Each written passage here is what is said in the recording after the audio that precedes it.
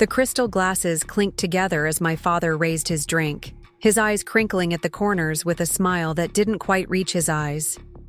The Miami sunset cast golden light across our private dining room at La Marina, turning everything into a postcard-perfect scene. Everyone was there, our executive team, extended family, even business partners who had flown in for what my father had cryptically called a special announcement. To Martinez Global Imports, my father, Victor, said, his voice carrying that same authoritative tone he'd used my entire life, from humble beginnings in our garage to becoming Florida's premier specialty food importer, and to new beginnings.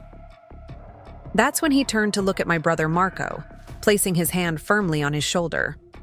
I'm proud to announce that starting next month, Marco will be taking over as CEO.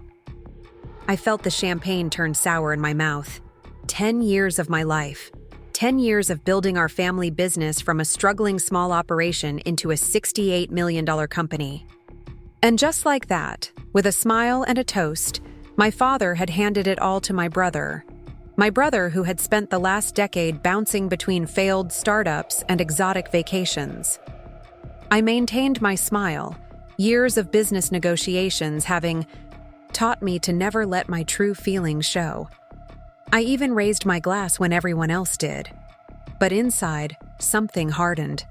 Something changed. The next morning would change everything. Before we jump back in, tell us where you're tuning in from, and if this story touches you, make sure you're subscribed, because tomorrow I've saved something extra special for you. I still remember the morning I joined Martinez Global Imports. It was raining, unusual for Miami in April, and the company operated out of a small warehouse with a leaking roof and outdated equipment. My father had started the business when I was just a child, importing a small selection of specialty foods from Spain, a nod to our family heritage. By the time I finished my MBA, the company was struggling to stay afloat. Competitors with better technology and wider selections were eating into our market share. My father had always been an excellent salesman but a cautious businessman. He hesitated to take risks, to expand beyond what he knew. "Elena," he said when I asked to join the company, "this is no place for you. Find something stable, something with a future." But I saw potential where he saw limitations. I spent 6 months developing a comprehensive business plan, detailing exactly how we could transform Martinez Global Imports into something greater. When I finally presented it to him, he reluctantly agreed to let me try, though I still remember his exact words. "Fine, but when this fails, I don't want to hear about it." That first year was brutal. I worked 18-hour days, 7 days a week. I completely overhauled our sourcing strategy, personally flying to small producers across Europe, South America, and Asia to build direct relationships instead of working through distributors. I modernized our inventory system, created digital catalogs for our products, and rebuilt our website to allow restaurants and specialty stores to order directly. My father watched with skepticism that slowly transformed into grudging approval as orders increased. By the end of that first year, we had doubled our revenue. By the end of the second, we had expanded our warehouse space and hired 15 new employees. The true breakthrough came in our third year when I secured exclusive import rights for a collection of artisanal olive oils and vinegars from a small region in northern Spain. The products won 3 international awards that year, and suddenly high-end restaurants across the country were calling us. That was when my father finally looked at me differently, not just as his daughter who worked for the family business, but as someone with vision. "You might actually make something of this company," he told me after we signed a major contract with a national restaurant chain. From my father, this was high praise. Over the next 7 years, I transformed every aspect of Martinez Global Imports. We expanded from Spanish imports to curating specialty foods from 28 countries. Our client list grew from local Miami restaurants to national chains, boutique hotels, and specialty food stores in every major city. We built a state-of-the-art headquarters in downtown Miami with a showcase kitchen where chefs could sample our products. I personally hired and trained every member of our executive team, built relationships with banks that provided capital for our expansions, and navigated us through the complex regulations of international food importing. My brother Marco had initially joined the company after college, but his heart was never in it. He worked in sales for about 8 months before deciding he wanted to find himself.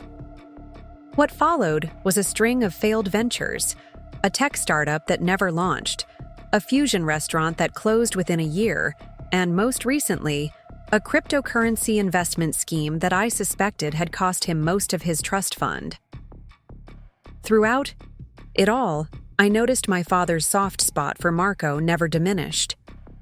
"He's finding his way," he would say whenever I expressed frustration at having to cover for Marco's financial mistakes. "Not everyone knows their path as clearly as you do, Elena." I didn't mind, not really. I loved the business too much to care who got our father's approval. Under my leadership, Martinez Global Imports had grown from a company worth barely $2 million to one valued at $68 million. We employed over 150 people, had distribution centers in 4 states, and were known throughout the industry for our quality and reliability.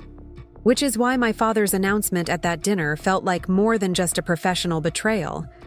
It was personal.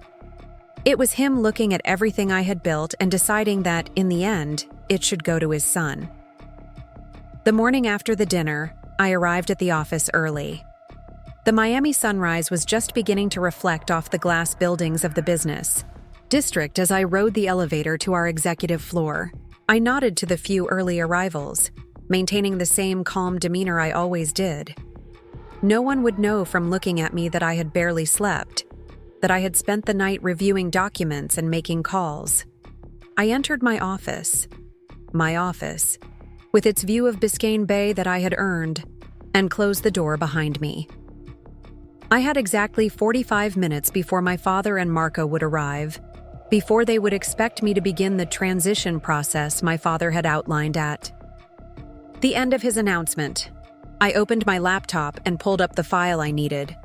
Looking at it gave me a grim satisfaction. My father had always been traditional in his business approach, but I had been modern, forward-thinking. This included how I had structured our company's legal framework during our major expansion 4 years ago. At precisely 8:30, there was a knock at my door. I didn't answer, but the door opened anyway. My father entered first, already dressed in one of his expensive suits, looking every bit the successful business patriarch. Marco followed, wearing a new suit that still had visible creases from the store. They both carried an air of confidence that I might have found amusing under different circumstances. "Elena," my father said with a nod, as if last night had been a normal family dinner. "We should discuss the transition timeline. I want Marco fully installed as CEO within 3 weeks. I looked up from my laptop with a calmness that I could see slightly unsettled them. "That won't be possible," I said. My father frowned. "Elena, I know this is disappointing for you, but this is what's best for the company moving forward. Marco has fresh ideas that—" "Marco hasn't worked for this company in 7 years," I interrupted, something I rarely did with my father. "And the last project he managed lost us a major client." Marco shifted uncomfortably. "That was a long time ago. I've gained valuable experience since then." "Losing your trust fund on cryptocurrency isn't experience," I said flatly. My father's expression hardened. "Elena, that's enough. I've made my decision. Marco will take over as CEO and you'll remain as COO. It's a suitable position for your daughter?" I finished for him. "Because that's what this is about, isn't it? Not qualifications, not results, not the fact that I built this company from nothing. Just the fact that Marco is your son and I'm your daughter." My father's jaw tightened. "You're being emotional. This is business." "You're right," I said, turning my laptop around so they could see the screen. "This is business. And in business, ownership matters more than sentiment." I watched as my father leaned forward to read the document displayed on my screen, his expression changing from confusion to disbelief. "Marco, always slower on the uptake, looked between us. "What is it? What's that?" "That," I said, "is the shareholder agreement we all signed 4 years ago when we restructured the company for the Coastal Partners investment. The one you both signed without reading fully." My father's face had gone pale. "This can't be right." "It is right," I said. "When we restructured, we converted to a new ownership model. You transferred 30% of your shares to me as compensation for growing the company. Combined with the 25% I already owned, plus the 10% I received from the employee stock option plan I created and qualified for, I own 65% of Martinez Global Imports." Marco finally caught up, his face flushing red. "That's impossible. Dad would never—" "Dad did," I said. "He just didn't realize what he was doing because he never believed the legal details mattered as much as his word." Preparing and narrating this story took us a lot of time, so if you are enjoying it, subscribe to our channel. It means a lot to us. Now back to the story. I stood up, smoothing my skirt as I did so. "As majority shareholder, I have final say on executive appointments, and I do not approve the appointment of Marco Martinez as CEO." The silence that followed was deafening. My father stared at me, with an expression I'd never seen before. A mixture of shock, anger, and something else. Something that looked almost like respect. "You can't do this," Marco finally sputtered. "We're family." "Exactly," I said. "We're family, which is why I expected to be treated based on my contributions, not my gender." My father had recovered enough to speak. "Elena, let's discuss this reasonably. There must be a compromise." "There is," I said. "Marco is welcome to join the company in a position suited to his qualifications. He can work his way up like anyone else. But I will remain CEO." "And if we fight this?" my father asked, his voice dangerously quiet. I met his gaze directly. "Then I'll be forced to demonstrate precisely how much of this company's success is directly tied to my leadership, my relationships, and my vision. Do you think our Japanese suppliers will continue their exclusive contracts if I leave? Or the Benetti restaurant group? Or Chef Daniela, who only works with me personally?" My father knew I wasn't bluffing. These relationships were the lifeblood of our business, relationships I had cultivated personally over years. Marco looked between us, finally realizing he was losing his grip on what he thought would be an easy ascension. "This is ridiculous," he snapped. "You're choosing pride over family." "No," I corrected him. "I'm choosing fairness over outdated tradition. There's a difference." I walked around my desk and headed for the door. "I have a meeting with our European suppliers in 10 minutes. We can continue this discussion when you're both ready to be reasonable." As I reached for the door handle, my father's voice stopped me. "I underestimated you, Elena." I turned back to look at him. This man who had shaped so much of my life, whose approval I had sought for so long. "Yes," I said simply. "You did." I walked out of my office with my head held high, knowing that the real battle was just beginning. My father wouldn't give up easily, and Marco would be furious. They might try to turn other shareholders against me, might appeal to the board, might even attempt to damage my reputation within the company. But I had spent 10 years building Martinez Global Imports from a struggling small business into a multi-million-dollar success. I had weathered supply chain crises, navigated international trade disputes, and outmaneuvered competitors with much deeper pockets. This was just another challenge, and I had never backed down from a challenge yet. As I walked into the conference room where our European suppliers were waiting, I put on the same professional smile I had worn for years. "Gentlemen," I said, taking my seat at the head of the table, "let's talk about the future." By lunchtime, the news had spread throughout the company. I could feel the tension as I walked through the office, could see the sideways glances and hushed conversations that stopped when I approached. Some looked concerned, others curious, but none approached me directly. They were waiting to see what would happen next, waiting to see which Martinez would emerge victorious. I had no intention of letting it be anyone but me. The afternoon stretched into evening as I moved from one meeting to another, maintaining the appearance of business. As usual, I had just finished a conference call with our West Coast distributors when Rebecca Chen, our CFO and one of my most trusted colleagues, appeared in my doorway. "Do you have a minute?" she asked, her expression carefully neutral. I nodded, gesturing to the chair across from my desk. Rebecca closed the door behind her before sitting down, a sign this wasn't a routine conversation. "Your father has been making calls," she said without preamble. "He's reached out to at least 3 board members and several department heads." I leaned back in my chair, unsurprised but disappointed nonetheless. What's he telling them? That there's been a misunderstanding about the leadership transition, that you're having an emotional reaction, and that everyone should proceed as planned with Marco taking over. I felt a familiar frustration rising, but kept my expression impassive. "And how are people responding?" Rebecca hesitated. "Most are confused. They know you've been running this company for years, but your father carries weight, Elena. People respect him as the founder. And Marco, he's been in the building all afternoon, going office to office, introducing himself as the incoming CEO. He's promising promotions, talking about his vision for the company." She made air quotes around the word vision. "It's all very vague, but he's charming when he wants to be." I nodded, processing this information.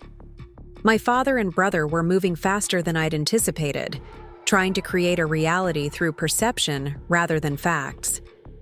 It was a strategy my father had often employed in negotiations: act as though the conclusion was already decided, and sometimes people would simply fall in line. "There's something else," Rebecca added, looking uncomfortable. "Your father has called an emergency board meeting for tomorrow morning, 9 a.m. This was a direct challenge. The board couldn't override my ownership stake, but they could make things difficult. They could undermine my authority, question my decisions, even potentially trigger clauses in our corporate bylaws that would force a more formal leadership review. "Thank you for telling me," I said. "I appreciate your loyalty." Rebecca met my gaze directly. "It's not about loyalty, Elena. It's about competence. I've worked closely with you for 6 years. I've seen what you've built.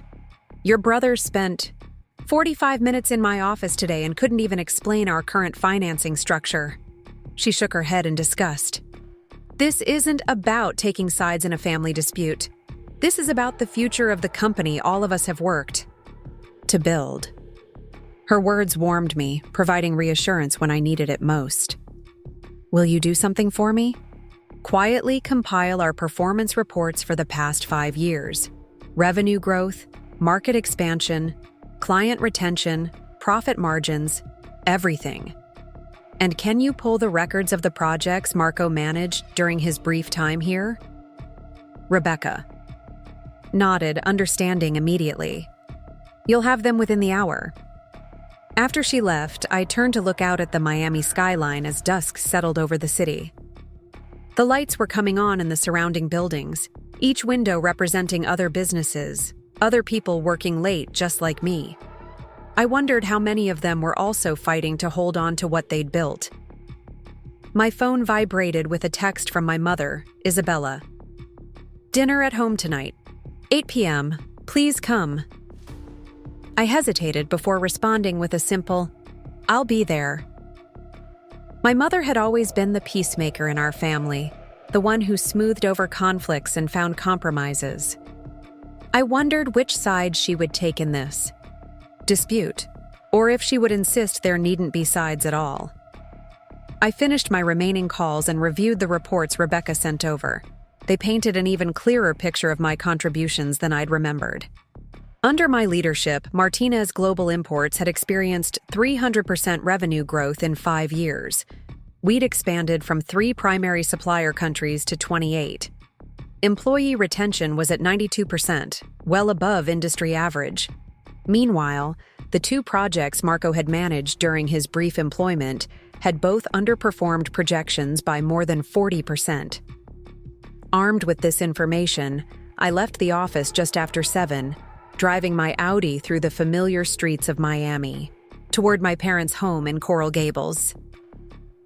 The Spanish-style mansion where I'd grown up looked the same as always, impeccably maintained, warm lights glowing from within, my mother's prized bougainvillea climbing the front archway in a riot of magenta blooms.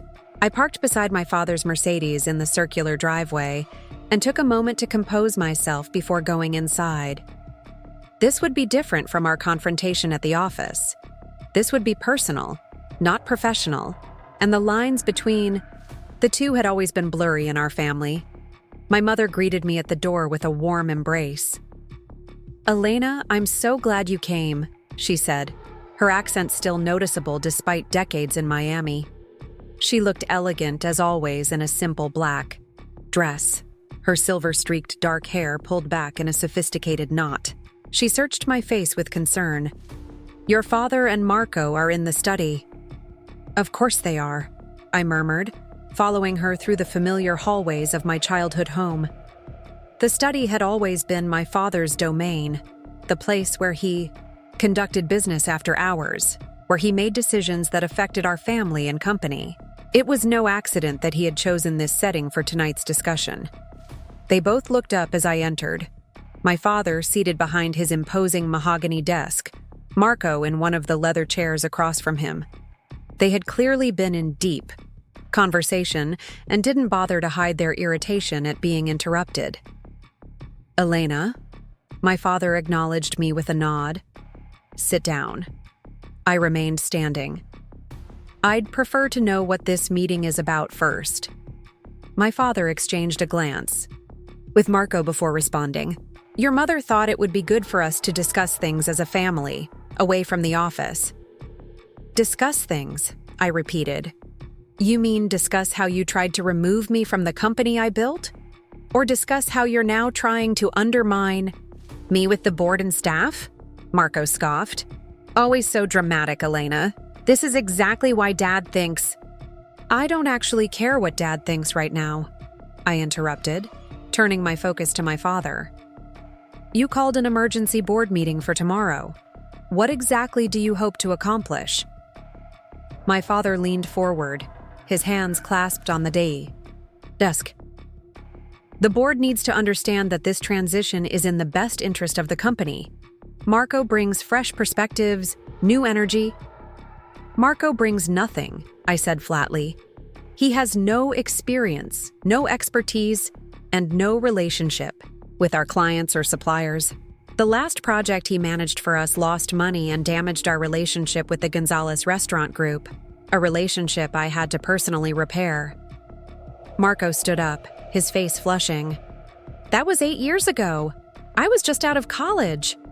"And what have you accomplished since then?" I challenged him.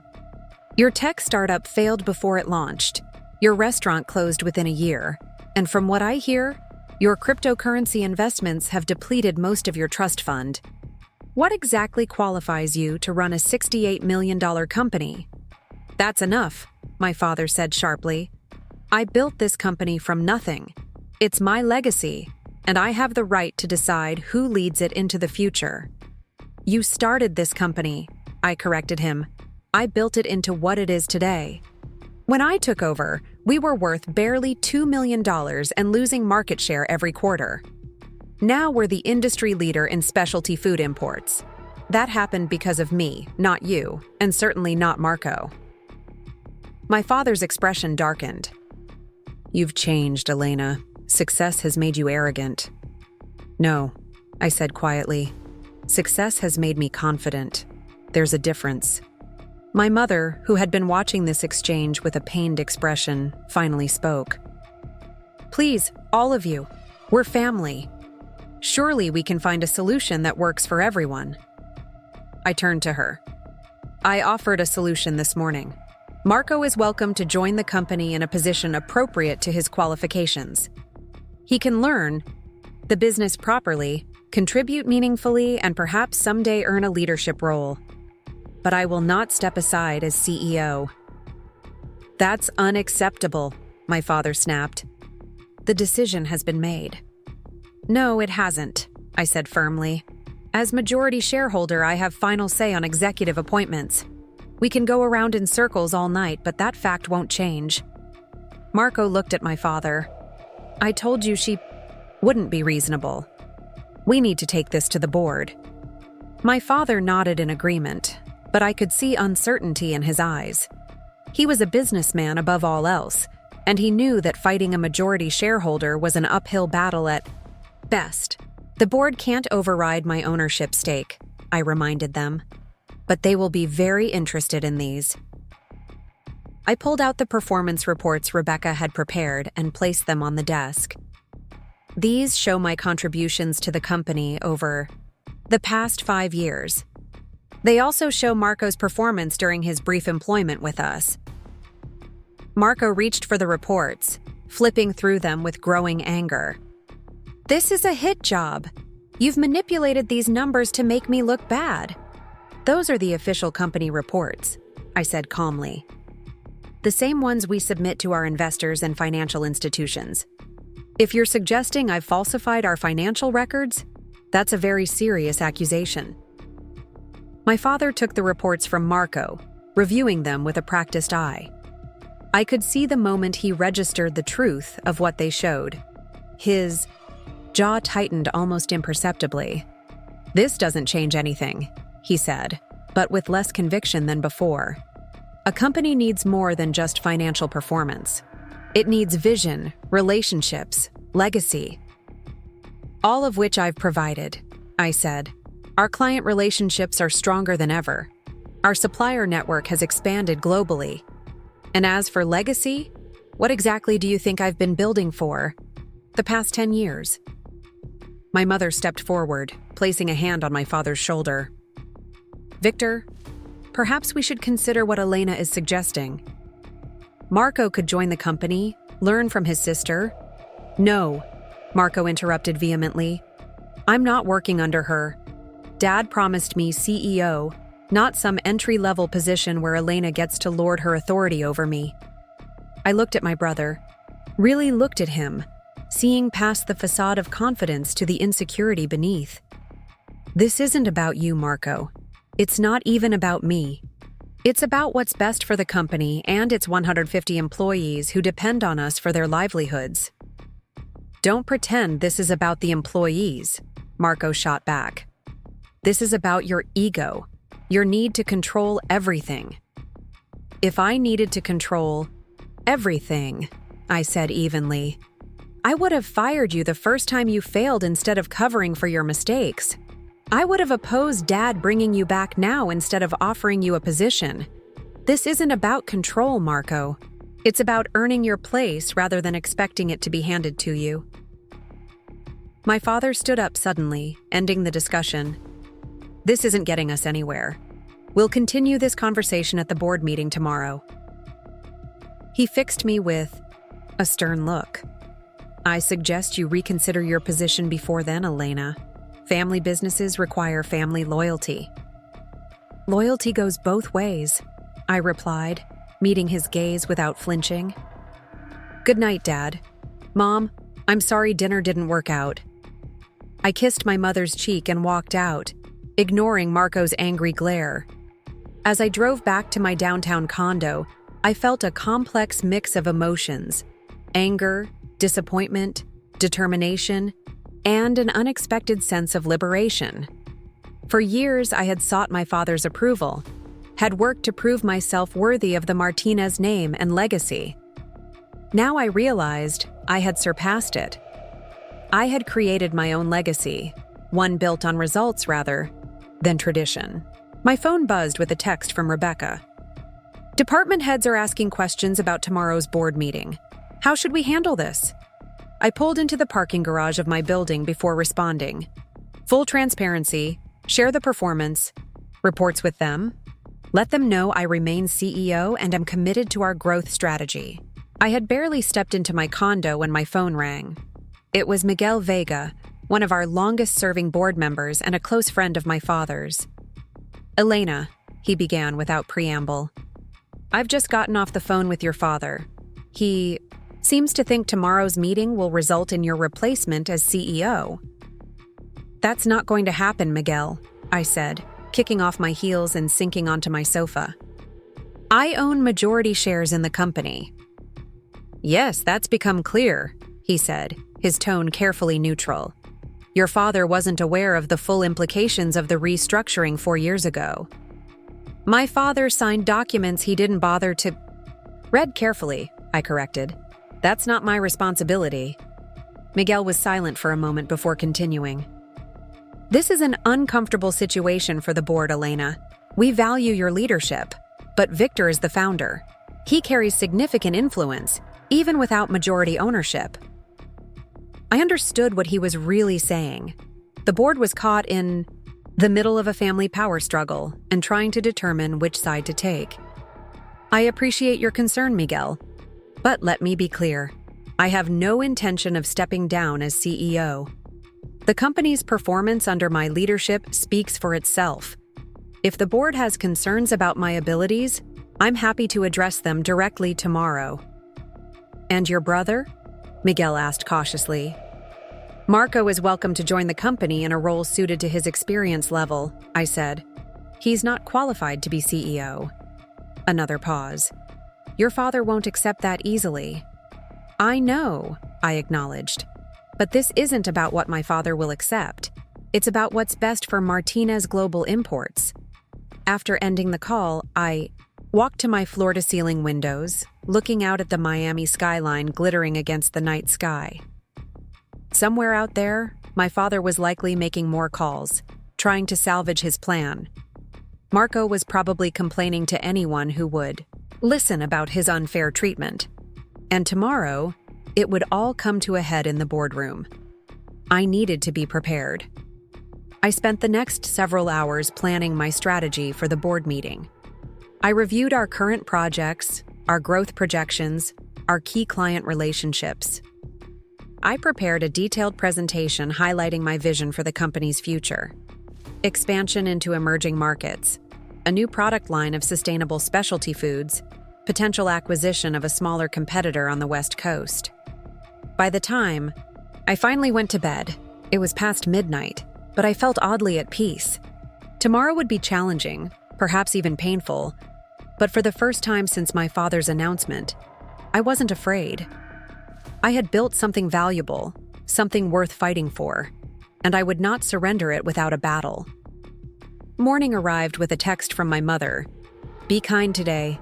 Remember, he is still your father." I didn't respond. Kindness had its place, but the boardroom wasn't it.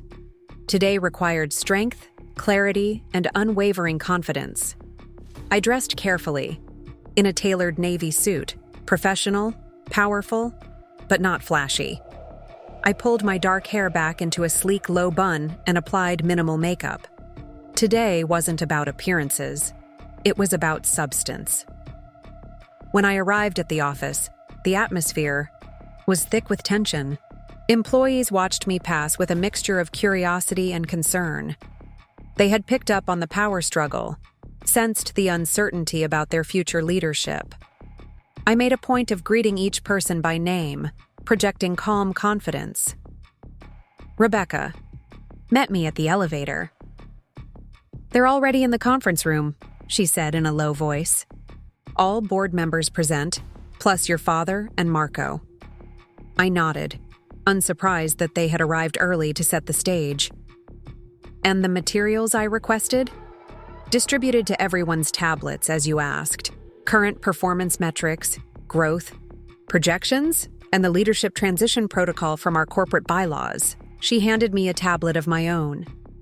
"I've highlighted the key sections for quick reference." "Thank you," I said sincerely. "Whatever happens in there, Rebecca, I want you to know I appreciate your support."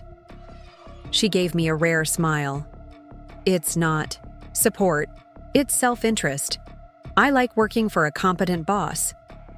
With that vote of confidence, I squared my shoulders and walked into the boardroom. As Rebecca had said, everyone was already seated. The 7 board members arranged around the polished conference table, my father at the far end with Marco beside him. All conversation ceased as I entered. "Good morning," I said, taking my place at the head of the table. "Thank you all for being here on such short notice."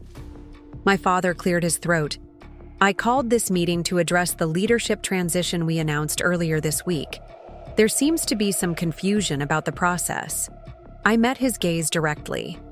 "There's no confusion, Dad.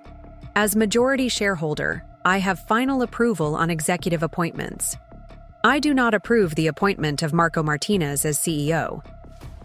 Marco leaned forward, his expression tight with anger. "This is exactly the kind of disrespect I was telling you about," he said to the board members. "Elena thinks she can override our father's decisions because of some legal technicality."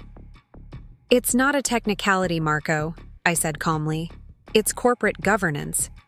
But since we're all here, I'm happy to discuss my reasons for opposing your appointment."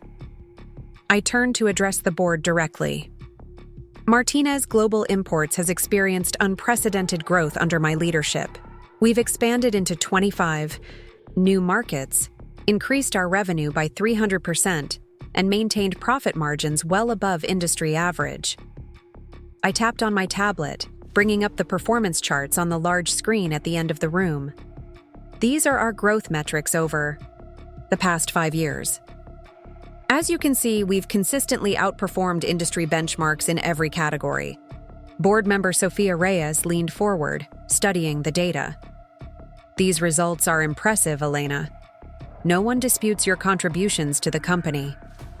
"Then why are we discussing replacing me?" I asked directly. My father interjected. "This isn't about replacing you. It's about succession planning. Every company needs to think about the future." "I agree completely," I said, "which is why I've prepared this." I swiped to a new slide showing a detailed 5-year growth strategy. "This is my vision for Martinez Global Imports' future. Expansion into emerging markets in Southeast Asia, development of our sustainable food line, potential acquisition of Pacific Northwest importers to strengthen our West Coast presence." The board members studied the plan with interest. I could see they were impressed by the detail and strategic thinking behind it. "This is all very nice," Marco said dismissively, "but we need fresh ideas, not more of the same. My plan would take the company in exciting new directions." Miguel Vega raised an eyebrow. "What specifically is your plan, Marco?" Marco hesitated, clearly unprepared for direct questioning. "Well, I think we need to modernize. Focus on digital, maybe blockchain, technology for supply chain tracking. We already implemented blockchain-based supply chain tracking last year," I pointed out. "It's referenced in the quarterly reports you would have received if you were involved with the company." Marco flushed with embarrassment, and I instantly regretted the jab. Making him look foolish wouldn't help my case. "The point," my father stepped in, "is that Marco brings a fresh perspective. Elena has done well, but every company needs new leadership eventually." "With respect, Victor," Sophia said, "new leadership typically follows when current leadership is failing. These numbers suggest the opposite is true for Elena." The discussion continued for almost an hour, with board members asking pointed questions about past performance and future plans. My father grew increasingly frustrated as it became clear the board was not automatically siding with him. Marco remained mostly silent after his initial fumble, which was probably the wisest strategy. Finally, Miguel Vega addressed the core issue. "While this is enlightening, it doesn't change the fundamental question. Victor wants Marco to take over as CEO. Elena, as majority shareholder, opposes this. Where does that leave us?" "It leaves us with me continuing as CEO," I said, simply. "The corporate bylaws are clear on this point." "And if we disagree?" my father challenged. "Then you're welcome to sell your remaining shares and walk away," I responded, keeping my voice level despite the emotion behind the words. "But Martinez Global Imports will continue under my leadership." A heavy silence fell over the room. This was the moment of truth. Either my father would back down, or this conflict would escalate beyond repair. After what felt like an eternity, my father spoke. "Perhaps there's room for compromise." He looked at me with a mixture of frustration and grudging respect. Marco could join as executive vice president, working directly with Elena. He learns the business properly, and we revisit the CEO question in 2 years. It wasn't a perfect solution, but it was a significant concession from my father. Marco didn't look pleased, but he remained silent, likely realizing this was the best offer he would get. I considered the proposal carefully. Having Marco as EVP wouldn't be ideal, but it would keep the peace with my father and potentially prevent further attempts to undermine my leadership. "I can agree to that," I said finally, "with conditions. Marco starts as VP of Business Development, reporting to our current EVP. If he performs well for 1 year, he can be promoted to Executive VP. We revisit the leadership structure in 3 years, not 2, and any future changes require full board approval." My father's jaw tightened at the counter-proposal. He glanced at Marco, who looked like he wanted to object, then back at me. 2 years at VP level, then EVP of Performance Merits. Leadership review in 3 years with board approval for any changes. I nodded once. Agreed. Miguel Vega looked relieved. Then I believe we have a resolution.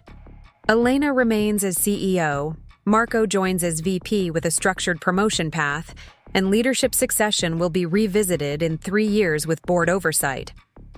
He looked around the table. Do we have consensus? The board members nodded their agreement, some more enthusiastically than others. My father gave a curt nod, his expression unreadable. Marco stared down at the table, clearly unhappy but out of options. Excellent, Miguel concluded.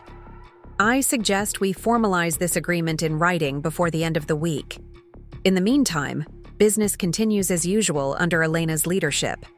As the meeting adjourned, board members filed out of the room, several pausing to congratulate me on the presentation or express support for my continued leadership. My father lingered, waiting until we were alone before approaching me. "You outmaneuvered me," he said, his tone a mixture of irritation and something that sounded almost like pride. "I protected what I built," I corrected him. He studied me for a long moment. "You remind me of myself at your age, ambitious, determined. I learned from watching you," I acknowledged. "Though I hope I've learned from your mistakes as well." His eyebrows rose at that, but he didn't argue. "Marco won't make this easy for you." "I know," I said, "but that's his choice. I've offered him a legitimate opportunity to prove himself." My father nodded slowly. "For what it's worth, I didn't make this decision lightly.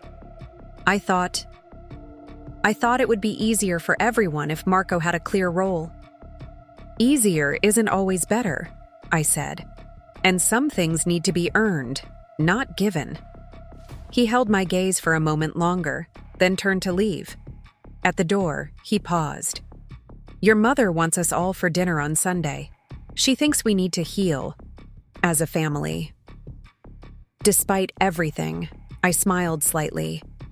"Tell her I'll be there." As he left, I remained in the boardroom, looking out at the Miami skyline. The battle wasn't over. Marco would resist my authority. My father would struggle to accept the new dynamics, and there would be challenges ahead in navigating this complex family-business relationship. But I had faced down their attempt to replace me and emerged victorious. I had protected what I had built and established my authority, not just legally, but in the eyes of the board. Whatever came next, I would face it with the same determination and strategic thinking that had brought me this far. Martinez Global Imports was mine, not because of my name, but because I had earned it. And no one would take that from me without a fight. The morning after the board meeting, I arrived at the office earlier than usual. The Miami sunrise painted the glass buildings in gold and rose as I walked through the empty lobby of our headquarters, my heels echoing on the marble floor. I needed this moment of solitude, this quiet time to gather my thoughts before facing the ramifications of yesterday's confrontation. The compromise reached with my father, and the board wasn't perfect, but it was workable. Marco would join as VP of Business Development, with a structured path toward higher positions if, and only if, he proved himself capable. I would remain CEO, my authority intact, though I harbored no illusions about the challenges ahead. My father had backed down, but he wouldn't fade quietly into the background. Marco would resist my leadership at every turn, looking for opportunities to prove himself right and me wrong. I took the elevator to the executive floor and walked down the hallway to my office. Through the glass walls, I could see the city awakening below. Delivery trucks making their morning rounds, early commuters streaming into downtown. This view had always given me a sense of purpose, a reminder of the real-world impact of our business decisions. My assistant Daniela arrived just as I was pouring my first cup of coffee. "You're in early," she observed, placing a stack of messages on my desk. "These came in after you left yesterday. Most are about the board meeting." I nodded, unsurprised.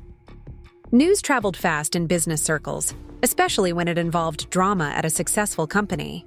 "Thank you. Can you schedule a company-wide meeting for 11 a.m.? I want to address everyone directly before rumors start flying." "Already happening," Daniela said with a grimace. "Half the staff thinks you're being forced out. The other half thinks you staged some kind of corporate coup. The sales team is taking bets on how long Marco will last." I sighed, rubbing my temples. All the more reason to get ahead of this. Also, schedule time with HR this afternoon. Marco will be starting next Monday, and I want clear parameters for his role. Daniela nodded, making notes on her tablet. "Rebecca, asked for 10 minutes when you're free, said it's important, but not urgent." "Send her in now, please." Rebecca appeared a few minutes later, impeccably dressed as always, a folder tucked under her arm. "Good morning," she said, closing the door behind her. "I thought you should see these before they hit your inbox." She handed me the folder, which contained printouts of several financial news sites. The headlines made me wince. Family feud. At Martinez Global Imports, daughter blocks father's succession plan. Power struggle erupts at Florida's premier food import company. Martinez Global CEO refuses to step down. What this means for investors. "That didn't take long," I murmured, flipping through the articles. Most were speculative rather than substantive, but the tone across all of them suggested drama and instability. Exactly what investors and clients hated most. "Our PR team is monitoring the situation," Rebecca said. "They're preparing a statement, emphasizing business continuity and our strong financial position. We should issue it before the market opens." I nodded in agreement. "Make sure it includes our growth projections for next quarter. I want the focus on our performance, not family politics." "Already included." Rebecca hesitated, then added, "There's one more thing. Coastal Cuisine Group called this morning. They're concerned about their contract renewal given the leadership uncertainty." I tensed. Coastal Cuisine was one of our largest clients, a restaurant group with locations across the southeastern United States. Losing them would be a significant blow, not just financially but in terms of market perception. "I'll call Martin personally," I said, referring to their CEO. "Set that up for 9:30, and let's prepare a comprehensive presentation on their account, growth trajectory, cost savings we've achieved for them, special products we've sourced. I want concrete reminders of our value to their business." Rebecca nodded, making a note. "Do you want me to attend that call?" "Yes, and bring Sophia from client relations as well." I stood up, moving to the window. "We need to stabilize external perceptions quickly." The The board meeting was just the first step. Now we need to reassure everyone that Martinez Global Imports remains strong and focused. Over the next few hours, I made a series of calls to key stakeholders, major clients, principal suppliers, banking partners, and industry analysts. With each conversation, I emphasized continuity, growth, and our unwavering commitment to excellence. By the time our company-wide meeting arrived, I had managed to contain most of the external concerns, but the internal situation remained delicate. Our main conference room was packed when I entered, with additional staff watching via video link from our regional offices. All conversations ceased when I walked to the front of the room, every eye following my movement, expressions ranging from curious to concerned to expectant. "Good morning, everyone," I began, my voice calm and measured. "I know there have been questions and rumors circulating about the future leadership of Martinez Global Imports. I want to address those directly." I scanned the room, making brief eye contact with department heads and team leaders before continuing. Yesterday, the board of directors unanimously affirmed my continuing role as CEO of this company. My father remains chairman emeritus, and beginning next week, my brother Marco will join us as vice president of business development. Murmurs rippled through the crowd. I raised a hand slightly, recapturing their attention. I understand this may seem confusing, given some of the mixed messages that have circulated recently. Let me be absolutely clear. The leadership and strategic direction that have made Martinez Global Imports successful will continue unchanged. Our goals, our values, and our commitment to excellence remain the same. I moved away from the podium, stepping closer to the gathered employees. This company has grown because of all of you, your talent, your dedication, your hard work. That doesn't change. What we've built together doesn't change. An hour later, after answering questions and reassuring concerned staff members, I was back in my office when my phone buzzed. My mother's name appeared on the screen. I hesitated before answering, still emotionally raw from our family confrontation. "Elena, it's Mom." Her voice sounded tired. "How are you holding up?" "I'm fine," I said automatically. "Just busy managing the fallout." She sighed softly. "Your father is struggling with all this. He built that company from nothing, and now he feels pushed aside." I closed my eyes, trying to moderate my irritation. "He wasn't pushed aside, Mom. He decided to retire 5 years ago. He chose to step back from day-to-day operations. What he's struggling with is that I refuse to let him dictate my replacement. He's proud of you, she said, surprising me. Even now, he talks about how smart you are, how determined. He has a funny way of showing it, I replied, unable to keep the bitterness from my voice. Your father comes from a different generation, Elena. In his mind, the company was always meant to go to Marco eventually. That's just how things were.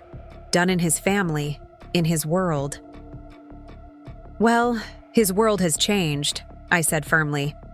And if he's so proud of me, he should trust my judgment about the company and about Marco's readiness to lead it. My mother was quiet for a moment. Marco is devastated, He feels humiliated. Marco is being offered an opportunity most people would be grateful for, I countered. A vice presidency at a successful company with a clear path to advancement. If he feels humiliated, that's about his expectations, not my actions. Elena, my mother said, her voice gentle but firm. You won. You kept your position. You protected what you built. But family is forever. Don't let this victory cost you relationships that can never be replaced.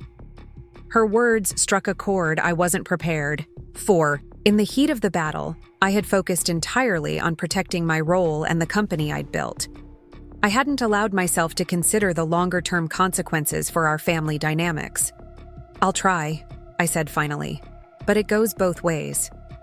Dad and Marco need to accept the reality of the situation too.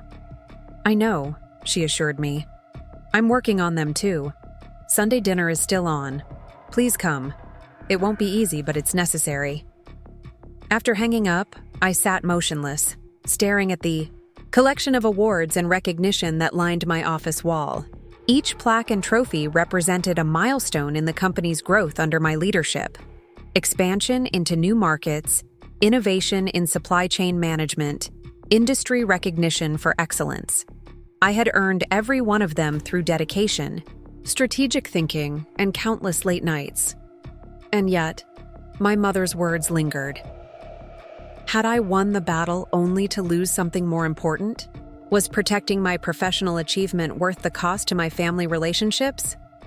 I shook my head, dispelling the doubt. This wasn't just about my pride or position. It was about the company's future, about the livelihoods of 150 employees, about the business I had built from a struggling regional importer into an industry leader.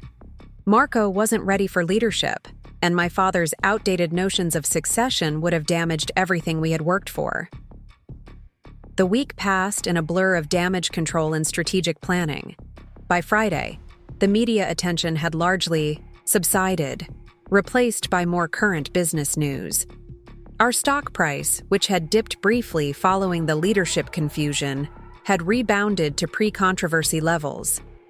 Clients and suppliers had been reassured. Employees had settled back into their routines, and the initial crisis appeared to be contained.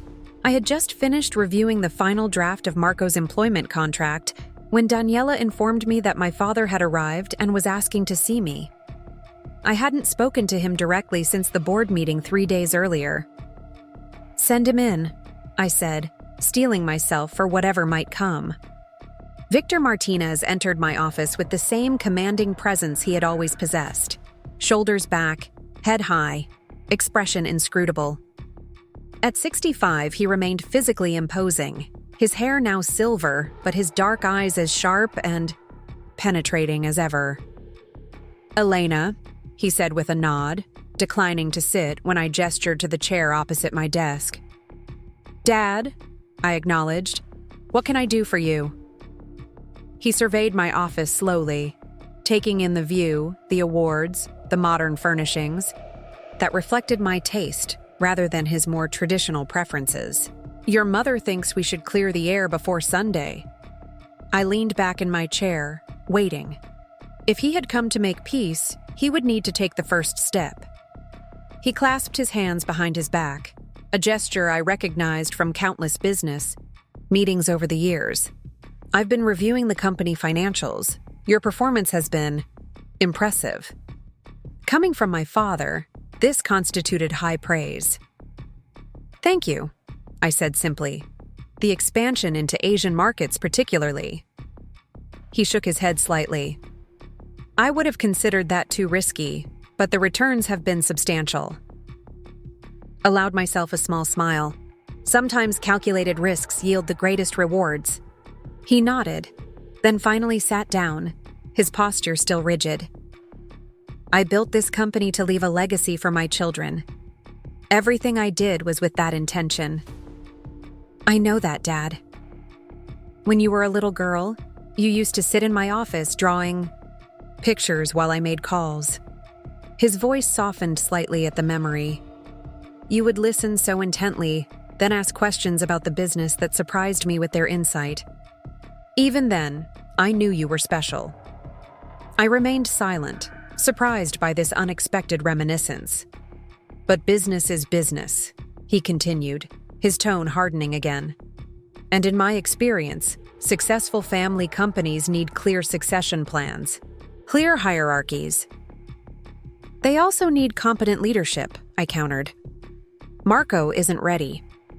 My father's jaw tightened momentarily, then relaxed. "Perhaps not," he conceded, surprising me again. "But he needs the opportunity to prove himself, one way or another."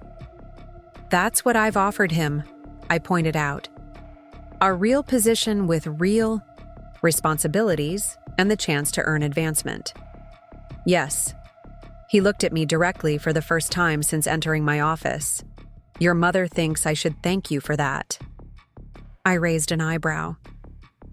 "And do you?" A ghost of a smile touched his lips. "I think you outmaneuvered me using lessons I taught you. It's hard to be grateful for that."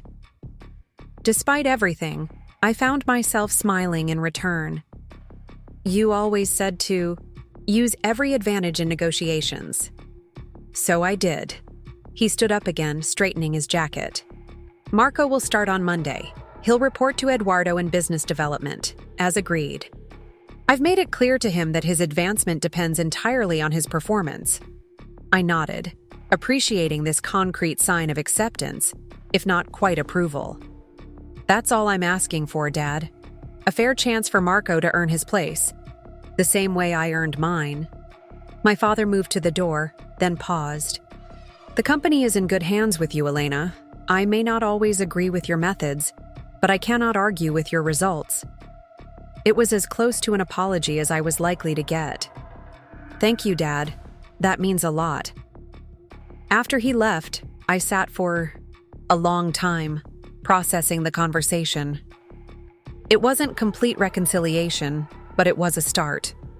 My father had acknowledged my achievements and, more importantly, accepted the new reality.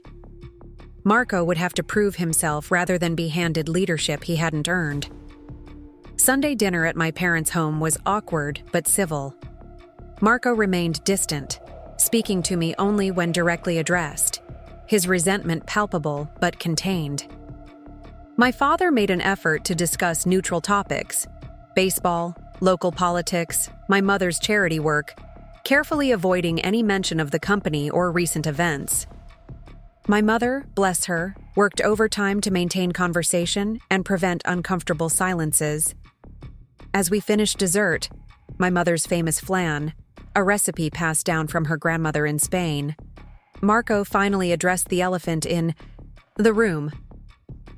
"So," he said, setting down his spoon, "I start tomorrow." I nodded, keeping my expression neutral. "Eduardo is expecting you at 9.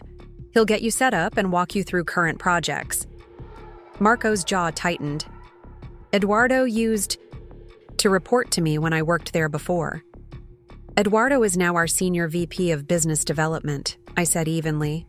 "He's been with the company for 12 years and has excellent relationships with our key accounts." "And I'll be reporting to him," Marco said, unable to keep the bitterness from his voice. "Initially, yes," I confirmed. "It's a standard reporting structure, Marco. Everyone reports to someone." "Except you," he muttered. My father cleared his throat warningly. "Marco." I held up a hand. "It's fine, Dad." I looked directly at my brother. "I report to the board of directors and to our shareholders. I'm accountable for company performance just like everyone else. The difference is I've spent 10 years proving myself in this industry." Marco's expression darkened, and for a moment I thought he might storm out. Instead, he surprised me.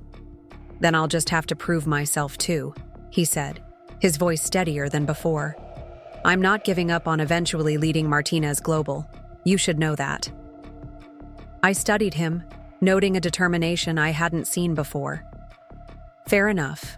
Earn it, and we'll talk in 2 years." My mother quickly changed the subject, but something had shifted in that moment. Marco had accepted the challenge rather than simply nursing his grievance. It was a small step, but perhaps an important one. The next morning, I deliberately arrived at the office later than usual, giving Marco time to settle in without feeling that I was hovering or monitoring his first day. When I stepped off the elevator, Rebecca was waiting for me. "He's here," she said without preamble. "Eduardo has him reviewing our Southeast Asia market analysis." "And how's he doing?" I asked, as we walked toward my office. Rebecca shrugged. "He showed up on time, dressed appropriately, and hasn't complained yet. That's about all I can tell you so far." I nodded, relieved there hadn't been any immediate issues. "Keep me posted, but discreetly. I don't want him to feel he's under a microscope." "Understood." Rebecca hesitated, then added, "The Tokyo suppliers called. They want to schedule your visit for the Cherry Blossom Festival as usual. Should I confirm?" I paused, considering. The annual trip to Japan to meet with our key Asian suppliers had become something of a tradition over the past 5 years. It was an important relationship-building opportunity, but it would mean being away from the office for 10 days while Marco was still finding his footing. Confirm it, I decided. But let's expand the delegation this year. I want Eduardo to come, and he should bring Marco along. Rebecca raised an eyebrow. You sure about that? It's a high-stakes trip. That's exactly why it's a good opportunity, I explained. Our Japanese partners place enormous value on personal relationships and respect for hierarchy. It would send a strong message for me to introduce Marco as part of our leadership team, my own brother. Plus, it's a controlled environment where Eduardo and I can both observe how Marco handles himself in important business settings. Testing him early, Rebecca observed. Giving him an opportunity to excel, I corrected. If he's serious about proving himself, this is his chance to make a positive first impression with key partners. Over the next few weeks, Marco surprised me by approaching his new role with unexpected diligence. Eduardo reported that he was arriving early, asking thoughtful questions, and putting genuine effort into learning the business from the ground up. He still avoided direct interaction with me when possible, but our brief encounters remained professional, if cool. 6 weeks after Marco joined the company, we departed for Tokyo. The cherry blossoms were in full bloom when we arrived, painting the city in delicate pink and white. Our Japanese partners had arranged a traditional welcome dinner at an exclusive ryokan, where ceremony and etiquette were paramount. I watched with cautious optimism as Marco navigated the complex social rituals, following Eduardo's lead and showing appropriate deference to our hosts. He stumbled occasionally, using the wrong honorific, speaking out of turn once, but recovered gracefully each time. During a quiet moment, as we walked through a garden illuminated by paper lanterns, Marco fell into step beside me. This isn't what I expected, he admitted, his voice low to avoid being overheard.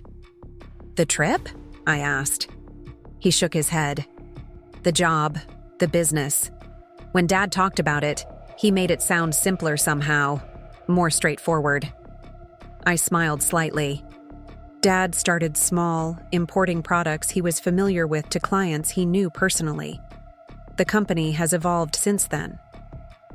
Evolved under you, Marco acknowledged. There was no bitterness in his voice now, just a statement of fact. The Tokyo office staff clearly worship you, the way they talk about the expansion you led here. I shrugged, uncomfortable with the observation. I just recognized an opportunity and moved decisively. Marco stopped walking, turning to face me directly. Why are you giving me this chance? Really? You could have pushed me out completely. I considered my answer carefully. Partly because you're family, and that does matter to me, despite everything. But mostly because I believe people should have the opportunity to earn their place. I fought for that chance myself, and I won't deny it to others, even you. He nodded slowly, absorbing this. I'm still not sure I forgive you for humiliating me at that dinner. I'm not sure I forgive Dad for trying to replace me without cause, I countered. But we can either dwell on that or move forward. Your choice. Marco looked out at the garden, the cherry blossoms floating gently down in the evening breeze. I'm choosing to move forward, he said finally. I still want to lead this company someday. But I'm starting to understand that I need to earn it first. It wasn't full reconciliation, but it was progress. As we rejoined the group for the formal tea ceremony, I felt a cautious optimism about the future, both for Martinez Global Imports and for our complicated family dynamics. 3 months after Marco started, we celebrated the company's most successful quarter to date. Revenue was up 22% year over year. We had secured 2 major new clients, and our expansion into sustainable food imports was generating significant positive press. The board was delighted, investors were confident, and employee morale was at an all-time high. I stood at the podium during our quarterly company meeting, looking out at the assembled staff, feeling a deep sense of satisfaction. "These results reflect the dedication and talent of every person in this room," I told them. "Martinez Global Imports isn't just a name or a building. It's all of you, working together toward a shared vision of excellence." My gaze found Marco, in the crowd, sitting with the business development team. He met my eyes briefly and gave a small nod of acknowledgement. He had contributed to this success, having recently secured a promising new supplier in Vietnam that Eduardo had been pursuing, unsuccessfully for months. After the meeting, as employees enjoyed the celebratory lunch, my father approached me. He had attended as chairman emeritus, sitting quietly in the back during my presentation. "Impressive results," he said, handing me a glass of champagne. "The South American numbers particularly." "Thank you," I said, accepting both the drink and the compliment. "Marco's Vietnamese connection looks promising as well." My father nodded. "He mentioned that. Seems he has a talent for relationship building we didn't know about." "He's finding his way," I said, echoing what my father had often said about Marco in the past. A small smile touched my father's lips, acknowledging the reference. Perhaps he needed the right structure, the right expectations. "Perhaps," I agreed. Or perhaps he just needed the chance to succeed or fail on his own terms, without having things handed to him. My father considered this, swirling the champagne in his glass. "Your grandfather handed the company to me," he said finally. "I always assumed I would do the same for Marco." "Times change," I said gently. "And every generation has to find its own path." He looked at me thoughtfully.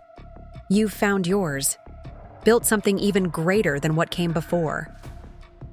"That was always the goal," I told him, "to honor what you started by making it stronger, more sustainable." My father raised his glass slightly. "To Martinez Global Imports," he said formally. "Past, present, and future." As I clinked my glass against his, I felt a sense of completion, of coming full circle. The company I had fought so hard to protect was thriving. The relationships I had feared might be irreparably damaged were slowly healing. And most importantly, I had stayed true to my principles, refusing to surrender what I had rightfully earned. The journey ahead would still have challenges. Marco's ambition remained. My father's traditional views wouldn't change overnight. And balancing family dynamics with business necessities would always be complex. But I had proven my worth beyond question, established my authority beyond challenge, and in doing so, changed the course of our family business forever. As I looked out over the celebration, watching my employees, my team, enjoying the fruits of our collective success, I felt a quiet pride.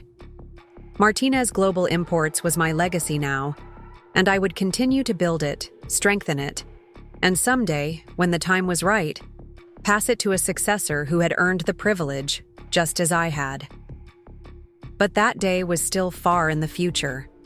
For now, there was work to do, a company to grow, and a legacy to build. Not just my father's, not just my family's, but my own. 6 months after our board confrontation, Martinez Global Imports was experiencing unprecedented growth. The expansion into Asian markets had exceeded even my optimistic projections, with our specialty tea imports becoming particularly successful among high-end restaurants and specialty shops across North America.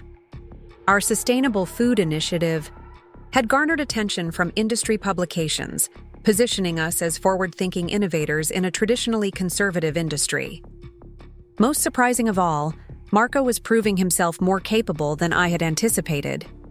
After our tentative reconciliation during the Tokyo trip, he had thrown himself into his role with unexpected dedication. His talent for relationship building had secured 3 new supplier partnerships that Eduardo had been pursuing unsuccessfully for months. He stayed late, asked thoughtful questions, and, most importantly, seemed genuinely invested in learning the business from the ground up rather than expecting special treatment. I was reviewing quarterly projections in my office when Rebecca knocked on my door, tablet in hand. The numbers from the West Coast expansion are in, she said, taking a seat across from me. We're running about 12% above projections for the first quarter. I nodded, pleased but not surprised. The decision to establish a distribution center in Seattle had been controversial. My father had opposed it, arguing that the overhead costs outweighed the potential benefits. But the efficiency gains in servicing our Pacific Northwest clients had quickly proven its value. Any word from Coastal Cuisine on the contract renewal? I asked. Rebecca smiled slightly. They signed this morning. 3-year extension with a 15% volume increase. Excellent. Coastal had been one of the accounts most concerned about our leadership uncertainty 6 months ago. Their renewal was another sign that confidence in my leadership had solidified. And the acquisition target? Still doing due diligence, but preliminary financials look strong. Their client list would complement ours nicely, minimal overlap. I tapped my pen against the desk, considering. The potential acquisition of Pacific Northwest importers would strengthen our position on the West Coast significantly, allowing us to expand our client base without the lengthy process of building relationships from scratch. It would be the largest deal in company history, a statement of confidence in our future. Let's move forward, I decided. Schedule a meeting with their leadership team for next week. I want to take the temperature in person before we make a formal offer. Rebecca made a note, then hesitated. There's one more thing. Your father called this morning. He wants to discuss something of significant importance regarding the company's future. I felt a familiar tension at the mention of my father. Though our relationship had improved somewhat over the past months, discussions about the company remained sensitive territory. Did he give any hint what it's about? No, but he seemed upbeat, not confrontational. I raised an eyebrow. That's different. Tell him I can meet tomorrow morning. After Rebecca left, I walked to the window, gazing out at the Miami skyline. The past 6 months had been transformative for Martinez Global Imports, and for me, personally. The leadership challenge had forced me to articulate my vision more clearly, to demonstrate my value more tangibly, to fight for recognition I had previously assumed would come naturally with results. The process had been painful, but ultimately strengthening. The board now supported me unequivocally. Employees looked to me with respect earned through crisis.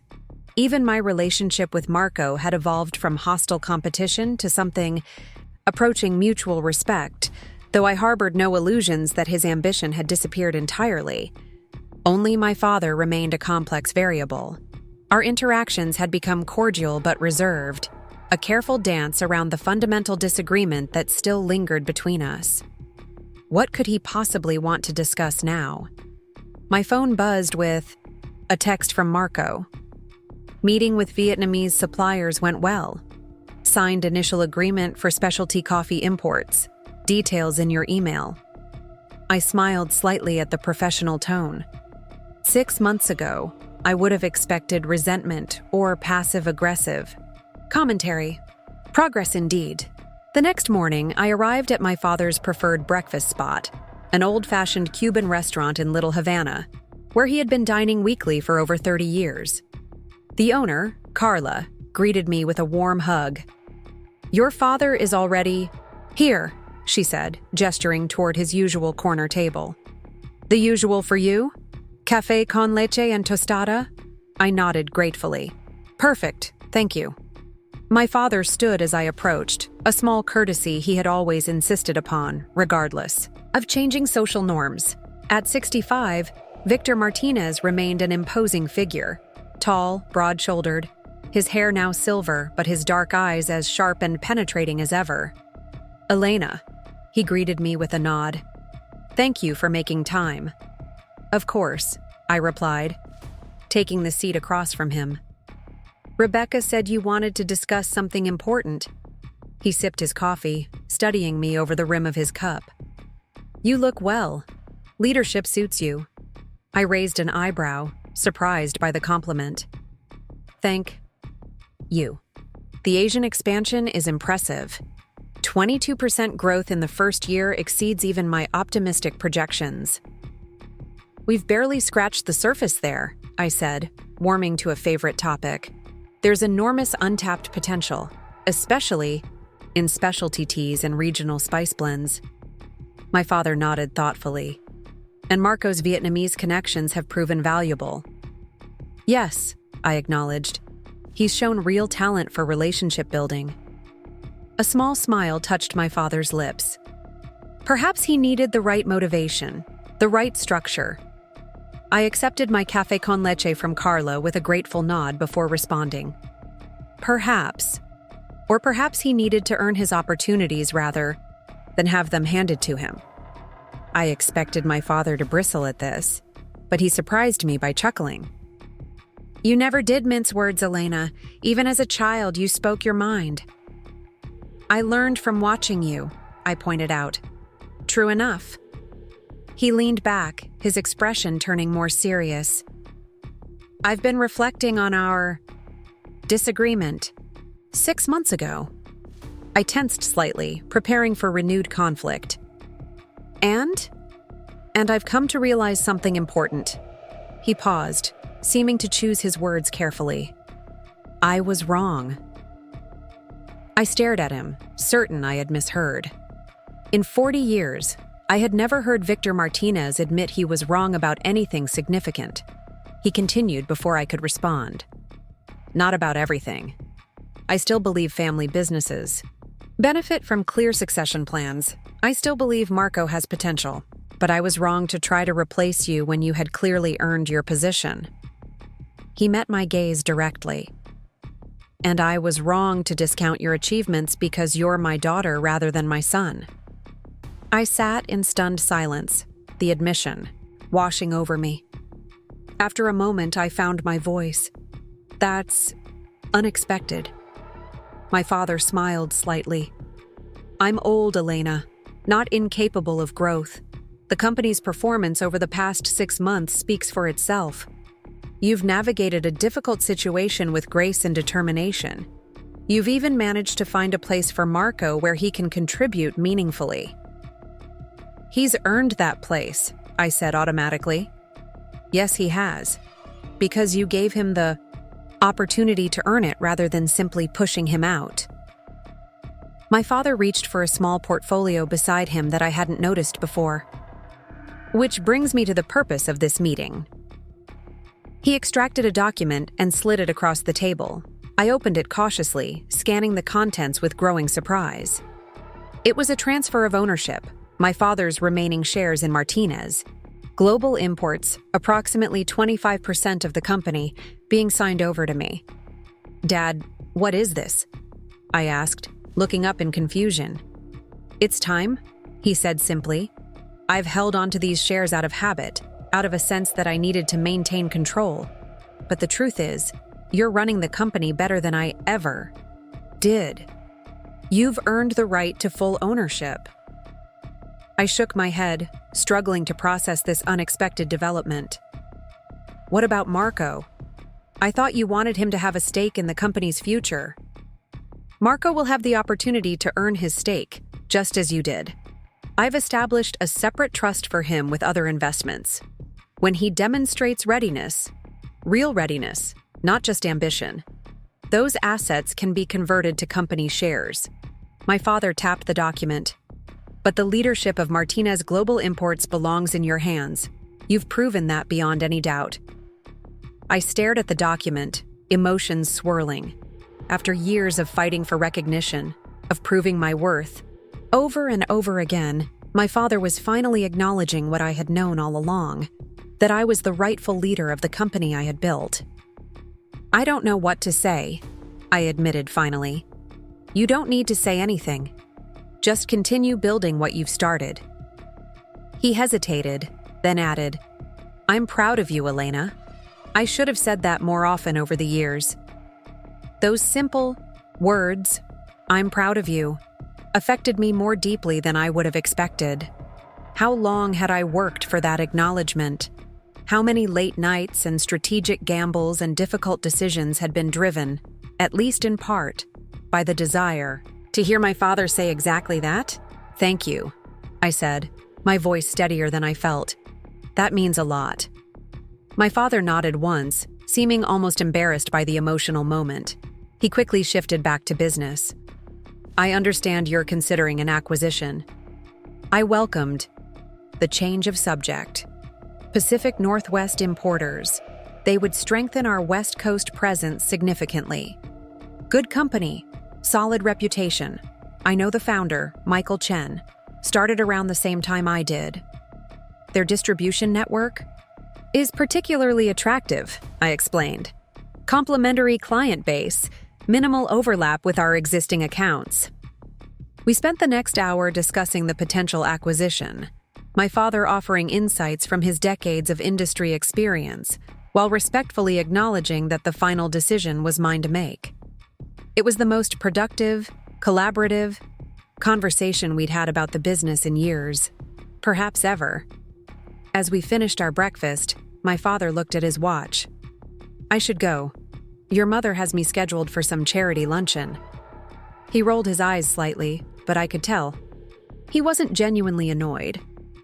"Before you go," I said, tapping the ownership transfer document, "are you certain about this?" He met my gaze directly. "Completely certain. The company is yours, Elena. It has been for some time. This just makes it official." After he left, I remained at the table, staring at the document that represented such a profound shift in our family dynamic. I had fought so hard for recognition, for acknowledgement of my contributions, and now my father had given me that and more. Complete control of the company I had built. I was still processing the implications when my phone rang. It was Rebecca. "Sorry to interrupt your breakfast," she said when I answered, "but you need to get back to the office. Pacific Northwest Importers just called. They've received another acquisition offer." I straightened, instantly alert. "From whom?" "Global Foods International. They're moving aggressively, 20% above market valuation, expedited. Timeline?" I frowned. Global Foods was one of our largest competitors, a multinational conglomerate with a reputation for aggressive expansion tactics. If they acquired Pacific Northwest Importers, they would significantly strengthen their position against us in the West Coast market. "I'll be there in 15 minutes, I said, already signaling to Carla for the check. Back at the office, the executive team had assembled in the conference room. Rebecca had prepared a detailed analysis of the competing offer, and Eduardo was on the phone with our financial advisors. "Global Foods is overpaying," Rebecca explained as I joined them. "Their offer is at least 20% above what we were planning to bid." "They're buying market share," I said, scanning the numbers. "They don't care about immediate ROI. They're playing the long game, trying to squeeze out regional competitors like us." Marco, who had joined the meeting as part of the business development team, spoke up. "Pacific Northwest gives them a stranglehold on specialty Asian imports across the West Coast. Combined with their existing infrastructure, they could undercut our pricing on key products." I nodded, impressed by his strategic analysis. 6 months ago, he would have struggled to articulate such market dynamics. Exactly. This isn't just about one acquisition, it's about regional dominance. "So what do we do?" Eduardo asked, hanging up with our advisors. "Match their offer? That would stretch our finances pretty thin." I tapped my fingers on the conference table, mind racing through scenarios and implications. "No, we don't match it directly. We need to offer something Global Foods can't." "Like what?" Rebecca asked. "They have deeper pockets than we do." "But they don't have our specialty focus or our reputation for quality," I countered. "Pacific Northwest built their business on personal relationships and exceptional service, just like we did. Global Foods will streamline operations, cut specialized staff, force standardization across their whole system." Marco nodded slowly, following my thinking. So we offer less money but guarantee operational autonomy, retention of key staff, preservation of their brand identity? Exactly. I turned to Eduardo. Call Michael Chen directly. Tell him I want to meet today, not next week. Emphasize that we understand what makes his company special because we share the same values. The next 12 hours were a whirlwind of strategic planning, financial modeling, and intense negotiations. I met with Michael Chen, founder and CEO of Pacific Northwest Importers, at a neutral location, a private dining room at the Four Seasons. At 70, Chen was semi-retired, but still deeply invested in the company he had built over 4 decades. Global Foods has made a generous offer, he acknowledged after preliminary pleasantries.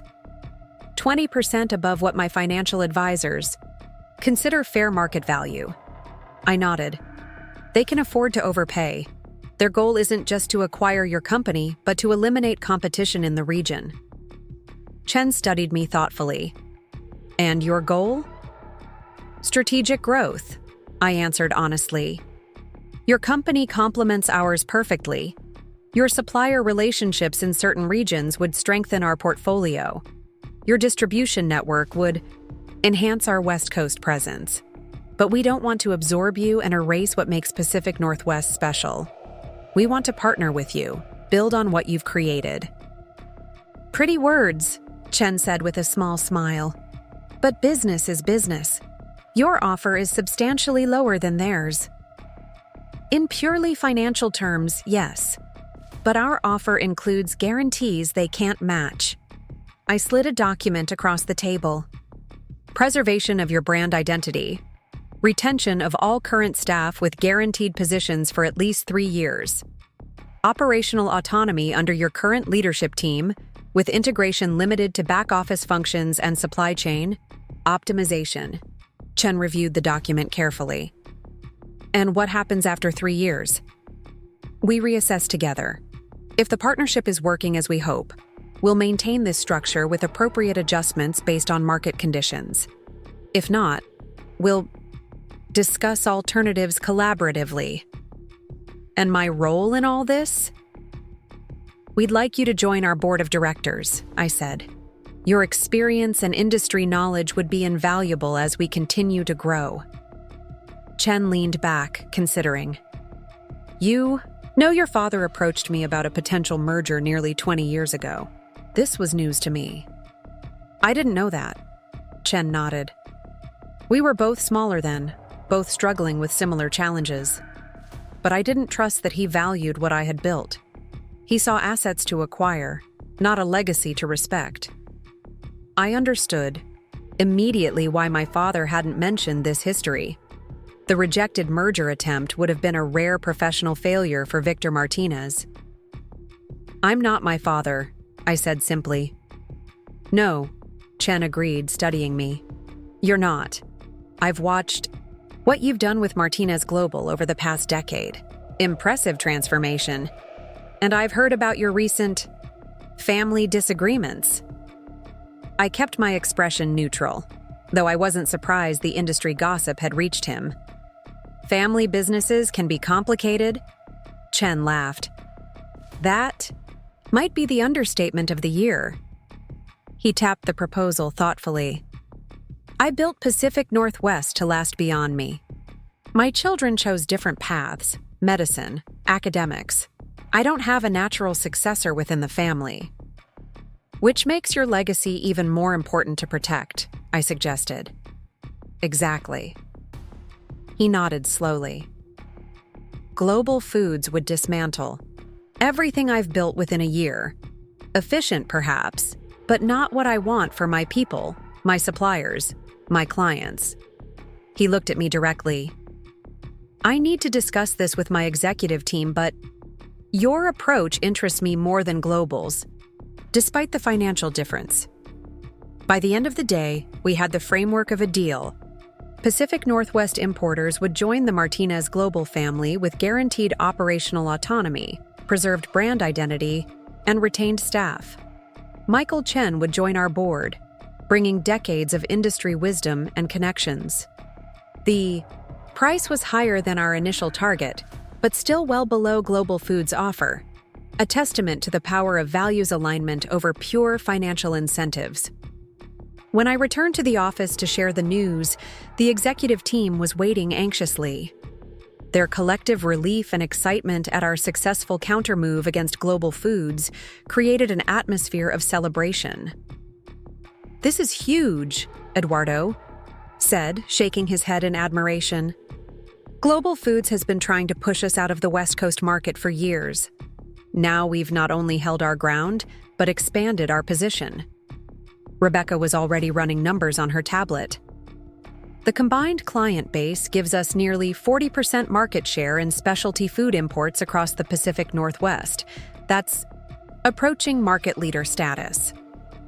Marco, who had been quietly absorbing the implications, finally spoke up.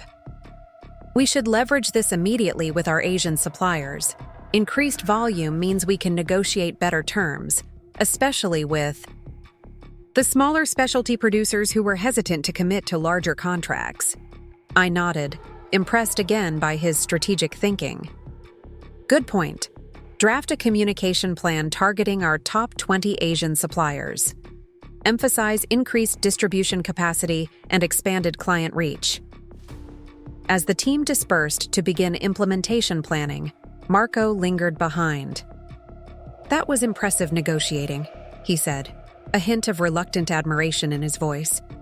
"Chen is notorious for driving hard bargains." "He respects authenticity," I replied. "He built his company on personal relationships and genuine quality, just like we did. He wanted to make sure those values would survive the acquisition." Marco nodded slowly.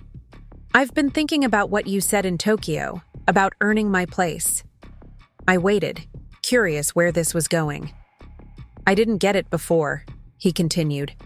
"I thought leadership was about position, about title, about being the one making decisions." He shook his head slightly.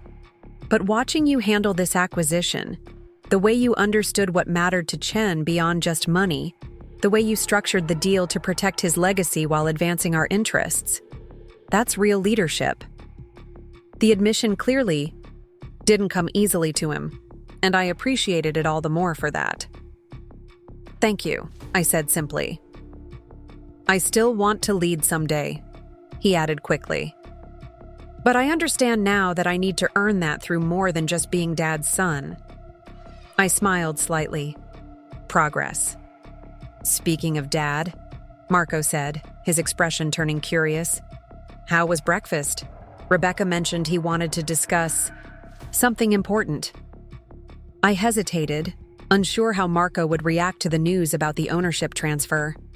"He's transferring his remaining shares to me," I said finally, watching carefully for his reaction.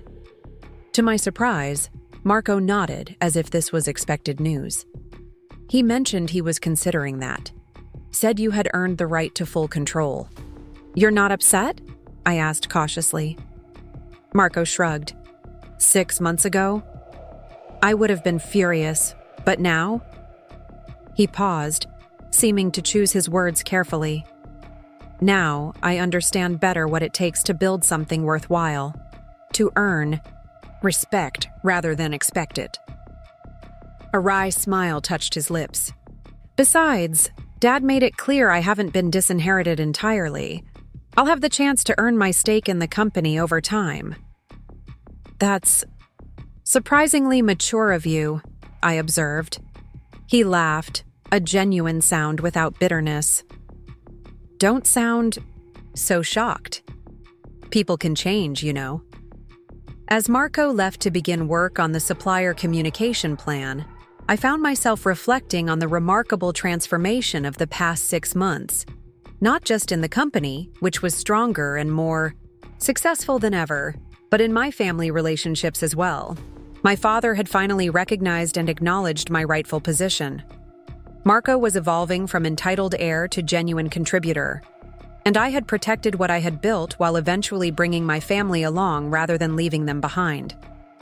The journey had been painful at times, filled with confrontation and difficult truths.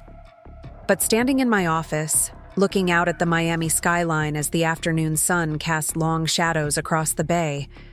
I felt a deep sense of accomplishment and, surprisingly, peace. Martinez Global Imports was now truly mine, not just in practical terms through majority ownership, but in the full recognition of my father, my brother, our board, and our industry peers. I had fought for my place and won not just through legal maneuvering, but through demonstrated excellence that even my most doubtful critics could no longer deny. My assistant Daniela appeared at the door, interrupting my reflections. "The legal team needs your signature on the preliminary acquisition documents," she said, holding a thick folder. "And your mother called. She wants to host a family dinner to celebrate the Pacific Northwest deal." I smiled, taking the folder. "Tell her Sunday works." As Daniela left, my phone buzzed with a message from my father. "Heard about Pacific Northwest? Michael Chen called me personally. Well done." Those two simple words, "well done," represented a victory as meaningful as any business achievement. My father, who had once thought I should step aside for my brother, now acknowledged my success without qualification or reservation. I texted back a simple "thank you" before turning my attention to the acquisition documents. There was still work to do, a company to run, a future to build. But for the first time in my professional life, I didn't feel I had anything left to prove. To my father, to my brother, or to myself. I had built Martinez Global Imports into an industry leader through vision, determination, and strategic excellence. I had fought for recognition when it was unfairly withheld, and I had ultimately brought my family along on the journey rather than leaving them behind in bitterness. Some might call it a happy ending, but I knew better. This wasn't an ending at all, but a new beginning. For the company, for my family, and for me personally. The challenges ahead would be different, but I would face them with the confidence of someone who had already overcome the hardest test of all, proving my worth not just to others, but to myself. Martinez Global Imports was mine. I had earned it, and the best was yet to come. The acquisition of Pacific Northwest Importers had transformed Martinez Global in ways even I hadn't fully anticipated. 1 year after finalizing the deal, our West Coast presence had doubled, our specialty Asian imports division had grown by 60%, and our overall company valuation had reached an unprecedented $92 million. The integration had proceeded more smoothly than expected, with Michael Chen proving to be an invaluable addition to our board of directors. His industry connections and strategic insights had opened doors I hadn't even known existed. I was reviewing our latest expansion proposal, a potential new facility in Chicago to strengthen our Midwest distribution, when Daniela knocked on my open door.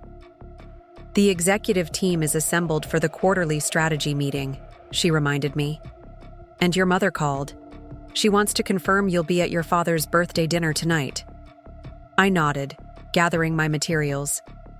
"Tell her I'll be there, probably around 7, depending on how long this meeting runs."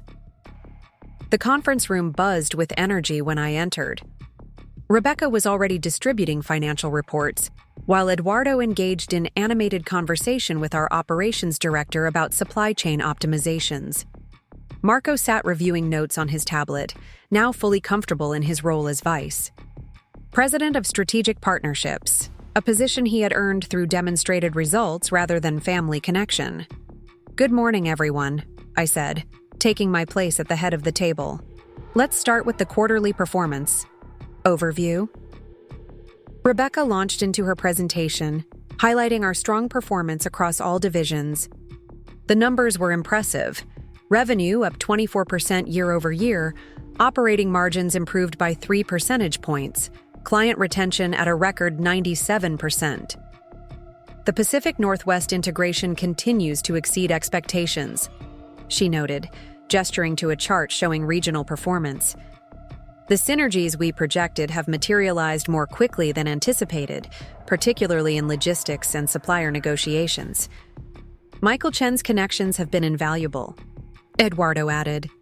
The exclusive arrangement with the Hokkaido Cooperative would never have happened without his personal intervention. I nodded in agreement. The specialty rice import deal Eduardo referenced had been a significant win, giving us exclusive North American distribution rights for a premium product line highly sought after by top restaurants. Speaking of strategic partnerships, I said, turning to Marco, I believe you have updates on the European expansion feasibility study?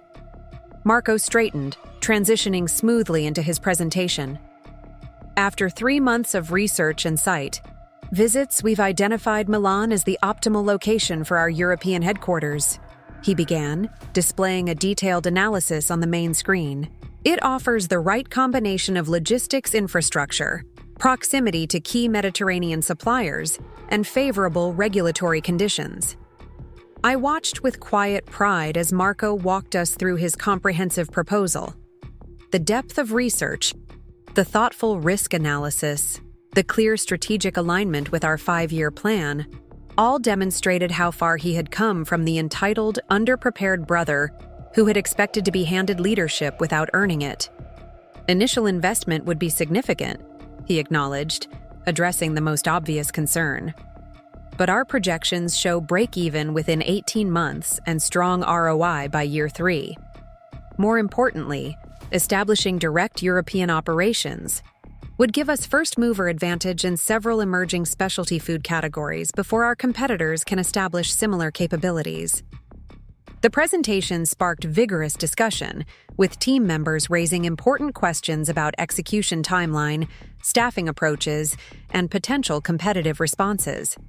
Marco addressed each concern thoughtfully, demonstrating not just knowledge of the proposal but genuine mastery of the strategic considerations involved.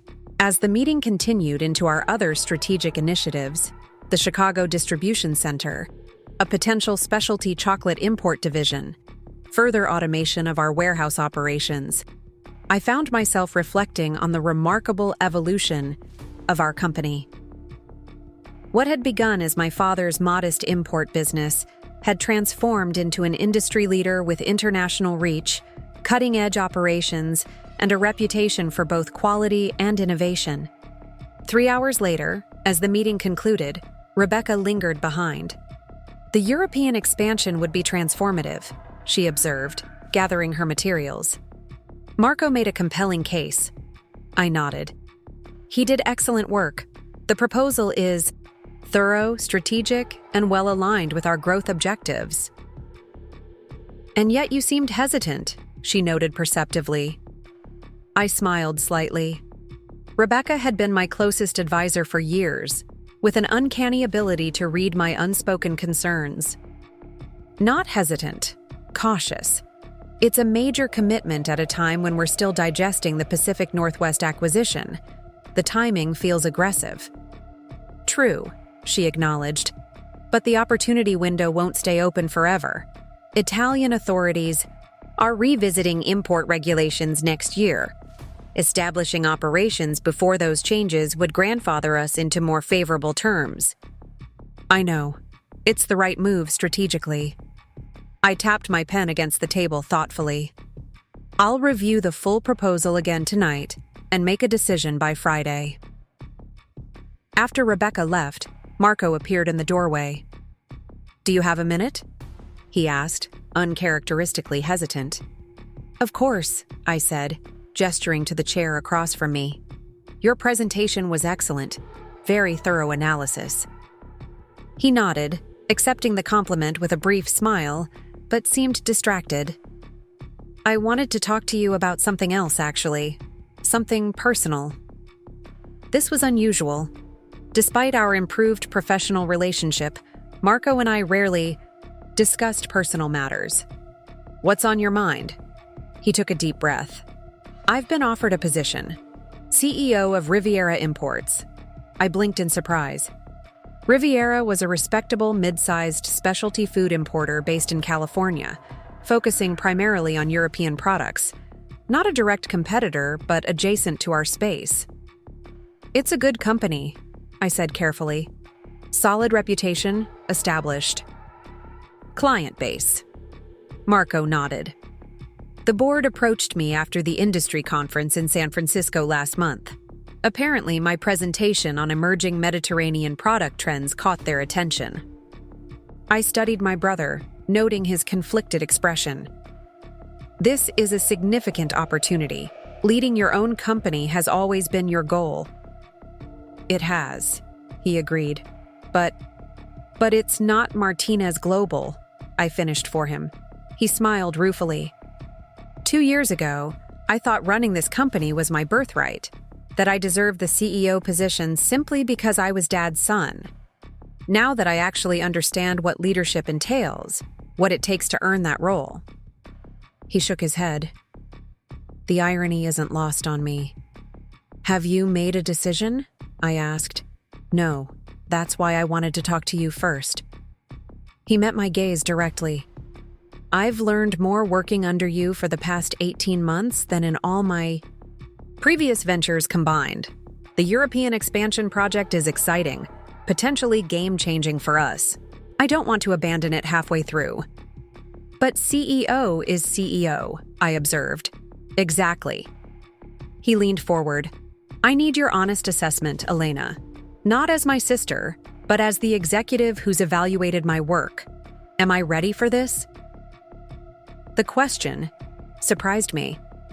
2 years ago, Marco would never have doubted his readiness for leadership, nor sought my opinion on his capabilities. His growth wasn't just professional, but personal. A newfound self-awareness and humility that made him far more suitable for leadership than the entitled brother who had expected to replace me. Yes, I said after a thoughtful pause. You're ready. You've developed strategic thinking, financial acumen, people management skills. You've learned to listen before deciding, to consider long-term implications beyond immediate gains. Those are the foundations of effective leadership. Relief washed over his features. Thank you. That means a lot, coming from you. When do they need your decision? End of next week. He hesitated. There's one more thing. They're interested in a potential strategic partnership with Martinez Global if I take the position. Complementary product lines, shared logistics in certain regions. It could benefit both companies. I raised an eyebrow. Interesting. Send me the details and I'll consider it. I paused, then added more personally. Whatever you decide, Marco, I'm proud of what you've accomplished here. You've earned the respect of this organization through actual results, not family connection. His smile was genuine. That means more than you know. After Marco left, I sat alone in the conference room, absorbing the implications of our conversation. My brother potentially leaving Martinez Global would create both challenges and opportunities. His departure would leave a gap in our leadership team, particularly with the European expansion on the horizon. But a strategic partnership with Riviera under his leadership could open interesting possibilities for both companies. More significantly, the conversation represented a profound evolution in our relationship. From bitter rivals fighting over company control to respectful colleagues discussing future collaboration, it was a transformation I wouldn't have thought possible 2 years ago. My phone buzzed with a reminder about my father's birthday dinner that evening. I gathered my materials and headed back to my office, already mentally shifting from business strategy to family dynamics. The drive to my parents' home in Coral Gables that evening gave me time to reflect on the complex journey of the past 2 years. What had begun with betrayal and hurt, my father's shocking announcement that Marco would replace me, had evolved through confrontation and reconciliation to a new equilibrium. My position as rightful leader of Martinez Global had been secured, not just legally through ownership, but through demonstrated excellence that even my most doubtful critics could no longer deny. The Spanish-style mansion where I'd grown up was lit warmly against the gathering dusk, my mother's prized bougainvillea still climbing the front archway in a riot of magenta blooms. I parked between my father's Mercedes and Marco's new Tesla, evidence of his growing success in his own right. My mother greeted me at the door with a warm embrace. "Elena, we were beginning to wonder if you'd make it." Sorry, strategic planning meeting ran long, I explained, following her through the familiar hallways. Is everyone here already? Marco arrived just before you. Your father is showing off his new wine collection. Again. She rolled her eyes affectionately. The spacious back terrace had been transformed for the occasion, strung with twinkling lights and centered around a long table elegantly set for dinner. My father stood near the outdoor bar with Marco and a few family friends, gesturing animatedly as he described what was undoubtedly the rare vintage he was pouring. He spotted me and waved me over. Elena, perfect timing. You need to try this. Rioja, absolutely exceptional. A gift from Miguel Vega. I accepted the glass with a smile, exchanging greetings with the small group. My father, at 67, remained imposing and vibrant, though he had finally begun to embrace retirement. Over the past year, with the company securely in my hands, he had redirected his considerable energy toward long-delayed personal interests. Wine collection, sailing, even occasional travel with my mother that wasn't tied to business obligations. To another year, he declared, raising his glass in a toast, and to family, the only legacy that truly matters in the end. As glasses clinked, I caught Marco's eye across the circle. A small, knowing smile passed between us, acknowledgement of how far we had all come since that fateful family dinner where our father had attempted to hand him control of the company. Dinner was a pleasant affair, conversation flowing easily, between business anecdotes, family updates, and good-natured teasing. My father was in rare form, relaxed and jovial, clearly enjoying being the center of attention on his birthday. My mother watched him with affectionate amusement, occasionally steering the conversation when his stories became too lengthy or technical for the non-business guests. After dessert was served, my mother's famous flan, a family tradition, my father tapped his glass for attention. I want to thank everyone for being here tonight, he began, his expression growing more serious. Birthdays become more meaningful when you've accumulated as many as I have. This drew appreciative laughter from the group. But tonight, I don't want to talk about getting older. I want to talk about legacy. His gaze moved between Marco and me. When I started Martinez Imports 40 years ago, I had a simple goal: to build something that would provide for my family, something I could pass on to my children. I never imagined what it would become. He gestured toward me. Elena took what I built and transformed it into something far greater than I ever envisioned. Where I saw regional potential, she saw global opportunities.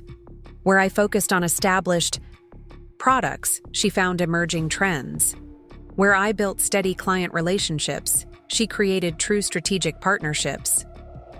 I felt a flush of warmth at this public acknowledgement, so different from the dismissive attitude he had shown 2 years earlier. And Marco, he continued, turning to my brother, found his own path to contribution. Different, but equally valuable.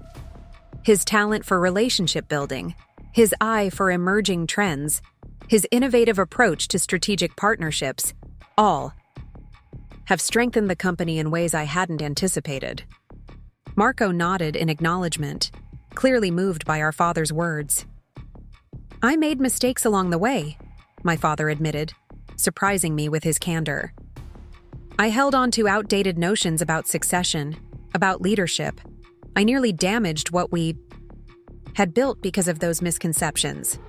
He looked at me directly. Elena proved me wrong, and Martinez Global is stronger for it. He raised his glass again. So tonight, I'm not just celebrating another year of life. I'm celebrating the true legacy of Martinez.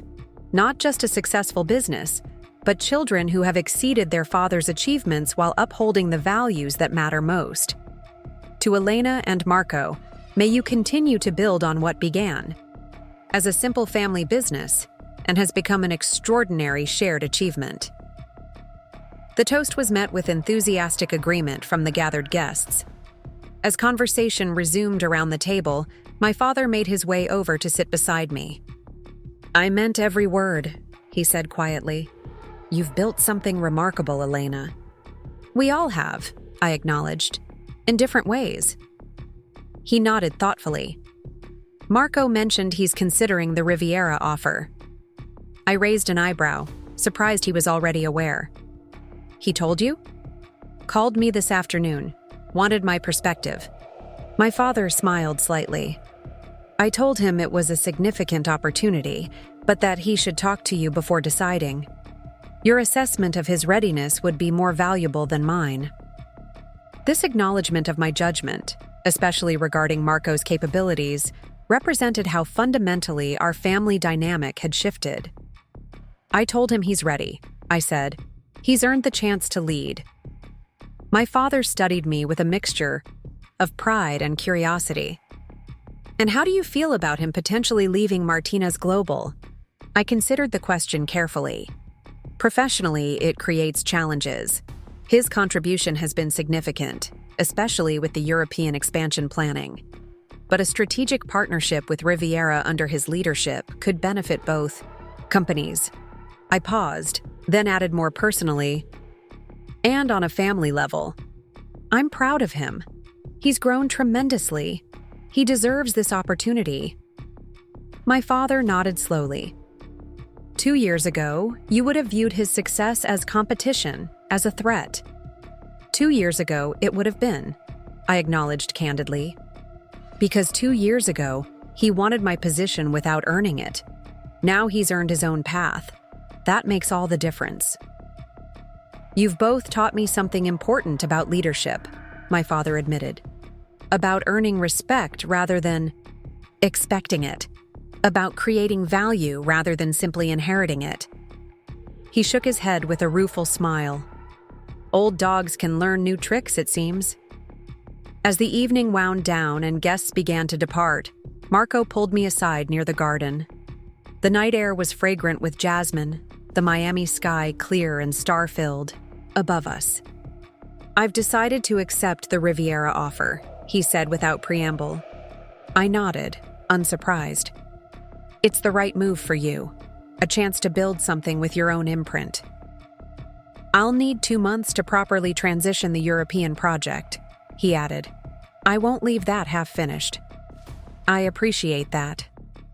I studied my brother in the soft garden lighting, noting how much more confident and centered he seemed compared to the resentful, entitled man of 2 years ago. Riviera is lucky to get you. He smiled slightly. 2 years ago, I thought I deserved to lead Martinez Global simply because I was Dad's son.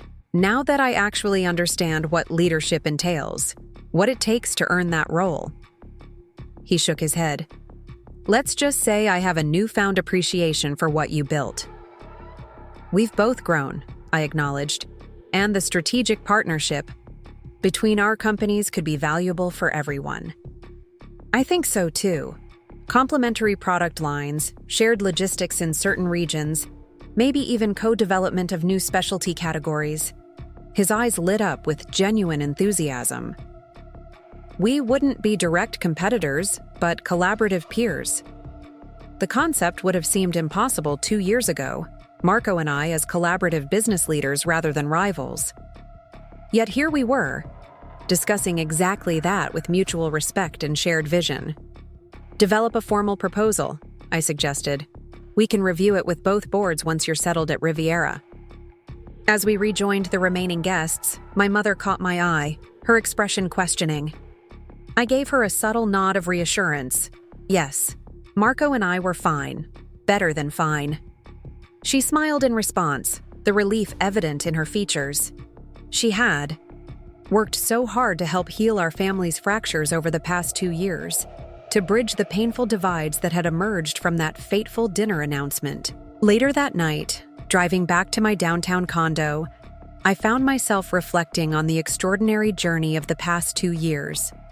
What had begun with betrayal and hurt had evolved through confrontation and reconciliation to something I wouldn't have thought possible.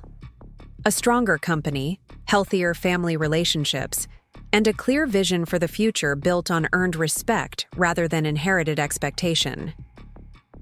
Martinez Global Imports was now truly positioned for its next phase of growth. The Pacific Northwest acquisition had strengthened our West Coast presence. The potential European expansion would extend our reach internationally. Our innovative product categories and exceptional supplier relationships had cemented our reputation as industry leaders. And our financial performance spoke for itself. $92 million in valuation, with projections to reach $100 million by year's end. But the business achievements, significant as they were, felt secondary to the personal growth we had all experienced.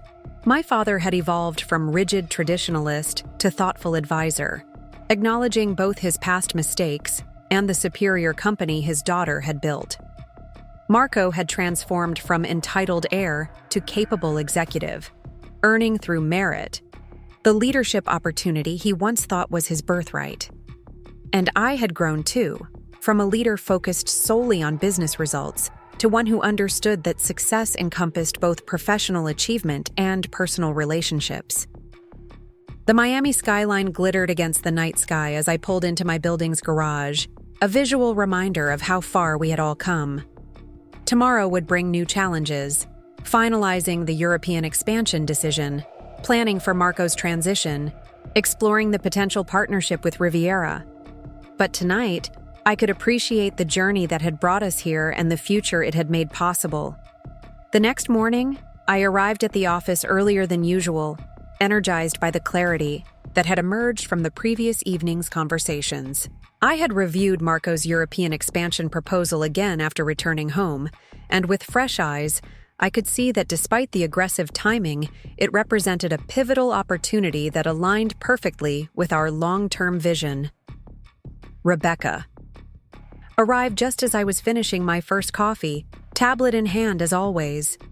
"You're in early," she observed. "Must have been an enlightening birthday dinner." I smiled slightly. It was illuminating in several ways. Marco is accepting the Riviera CEO position. Rebecca raised an eyebrow. "That's significant. Timeline?" 2 months. He'll complete the European expansion planning before transitioning. She nodded, making notes. "We should begin succession planning for his role. Eduardo might be interested in expanding his portfolio to include strategic partnerships. Possibly, but I'm also considering a different approach." I pulled up the organization chart on my tablet. Marco's departure creates an opportunity to restructure. Rather than simply replacing him, we might elevate several high-potential directors, creating a more distributed leadership model for partnerships across different regions. Rebecca studied the concept with interest. More specialized, expertise, better regional focus. I like it. We have the talent internally to support this model. "Draft a proposal for Thursday's executive meeting," I requested. "Include development paths for key directors we'd want to elevate." As Rebecca left to begin work on the restructuring plan, I turned to the European expansion proposal, making final notes and recommendations. By mid-morning, I had reached my decision, confident in both the strategic rationale and our operational readiness to execute. I called Marco into my office to share the news. "The European expansion is approved," I told him as he took a seat. "Your analysis was compelling, and the timing advantage outweighs the risks of moving forward while still integrating Pacific Northwest." His face lit up with genuine excitement. "That's excellent news. The Milan location is perfect for our needs, and the regulatory advantages of establishing operations before next year's policy changes will give us a significant competitive edge." "I agree, and I want you to lead the implementation planning. Before you transition to Riviera," I added, "you've done the foundational work. No one understands the strategic vision better than you do." He nodded, clearly pleased by the vote of confidence. "I'll have a detailed implementation roadmap ready for review next week, and I've already identified potential leadership candidates within the organization who could take over execution once I depart." "Good. We'll need a smooth handoff." I paused, then addressed the personal dimension. "Have you told the team about your decision yet?" "Not officially. I wanted to confirm the European approval first to ensure that project wasn't jeopardized by my departure." He smiled slightly. That's something I learned from you, by the way. Business first, personal considerations second. There's a time and place for both, I acknowledged. We'll announce your new opportunity at tomorrow's leadership meeting. Frame it as what it is, a well-earned recognition of your capabilities, and a potential strategic advantage for Martinez Global through future partnership with Riviera. Marco nodded in agreement. I appreciate that approach. And Elena. He hesitated. Thank you for giving me the chance to prove myself here. 2 years ago, I thought leadership was my birthright. Now I understand it's something that must be earned through results, through consistent demonstration of value. You've earned it, I said simply, and Riviera will benefit from the executive you've become. After Marco left, I turned to the AZ's window, gazing out at the Miami skyline that had become such a familiar backdrop to my professional journey. The city had transformed over the decade I'd been leading Martinez Global. New buildings rising, new businesses flourishing, new energy flowing through its diverse communities. Our company had evolved similarly, growing, adapting, strengthening, while maintaining the core values that had always defined the Martinez approach to business. The journey hadn't been easy. The painful confrontation with my father and brother 2 years ago had tested not just my professional resolve, but my personal resilience. Standing firm in the face of their attempted replacement, fighting for recognition of my contributions and capabilities, had required courage and conviction I hadn't known I possessed. Yet without that crucible moment, without that fundamental challenge to my leadership, perhaps Martinez Global wouldn't have reached its current heights. The crisis had forced me to articulate my vision more clearly, to demonstrate my value more tangibly, to fight for recognition I had previously assumed would come naturally with results. It had also, unexpectedly, created space for Marco to find his authentic path to contribution. Without the harsh spotlight of our confrontation exposing his lack of preparation for leadership, would he have developed the self-awareness and skills that now made him truly ready to lead? The adversity that had initially divided us had ultimately strengthened us both, individually and as a family. My phone buzzed with a message from my father. Heard about Marco's decision and the European approval. Both excellent moves. Dinner, next week to discuss? I smiled at the simple text that represented such a profound evolution in our relationship. From the father who had once smiled and announced my brother would replace me, to a respectful advisor acknowledging my leadership decisions, it was a transformation I wouldn't have thought possible 2 years ago. I texted back a simple affirmative, then turned to the stack of reports awaiting my review. Martinez Global Imports had never been stronger, our future never brighter. We had weathered the storm of family conflict and emerged not just intact, but enhanced, a testament to the resilience of both our business model and our family bonds. What had begun with a shocking betrayal had evolved into something unexpected, a stronger company, healthier family relationships, and a clear vision for the future built on earned respect rather than inherited expectation. The journey had been painful at times, but the destination proved worth every difficult step along the way. As I reviewed the latest expansion projections, I felt a deep sense of satisfaction and purpose.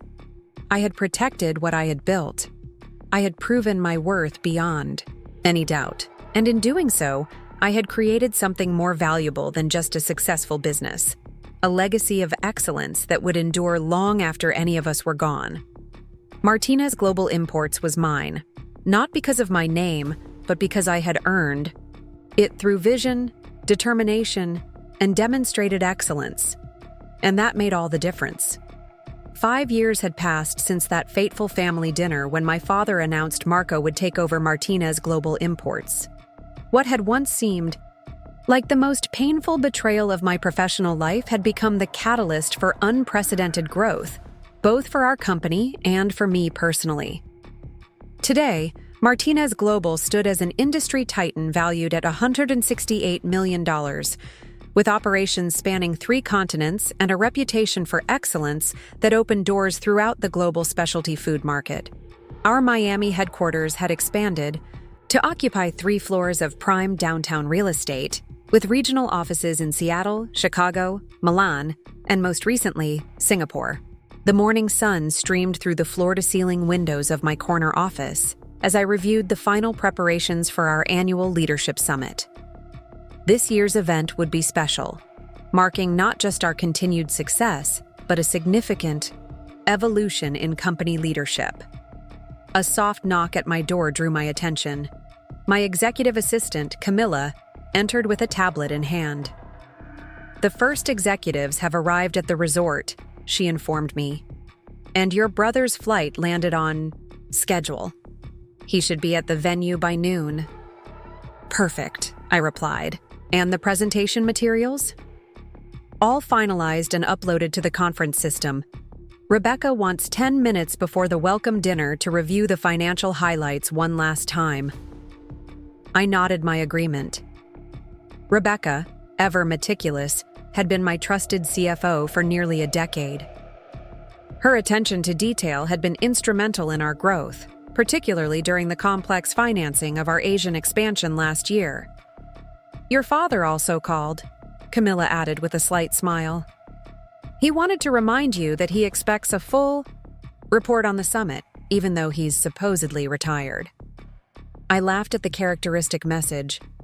Though officially retired for years, Victor Martinez remained keenly interested in the company's direction.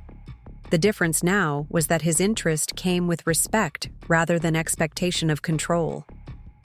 "Tell him I'll call him next week with all the details," I promised. "Now, is the car ready? I'd like to head to the resort early to check on the arrangements." The drive to the coastal resort where we held our annual leadership summit gave me time to reflect on the remarkable journey of the past 5 years. After Marco had accepted the CEO position at Riviera Imports, many had expected our family relationships to fracture permanently. Instead, something unexpected had emerged, a mutually beneficial business alliance that eventually blossomed into a formal partnership. Under Marco's leadership, Riviera had flourished, expanding from a mid-sized regional importer to a significant player specializing in premium European products. 2 years ago, after careful consideration and extensive negotiation, Martinez Global and Riviera had formed a strategic alliance that leveraged the strengths of both companies while maintaining their distinct identities. The coastal resort appeared ahead, its elegant Mediterranean architecture nestled against the turquoise waters of the Atlantic. As my car pulled into the circular driveway, I spotted Eduardo, now our Chief Operating Officer, deep in conversation, with our VP of Asian Markets near the entrance. "Elena!" Eduardo called, breaking into a warm smile as I approached. "Perfect timing. We were just discussing the Singapore team's incredible first-year results."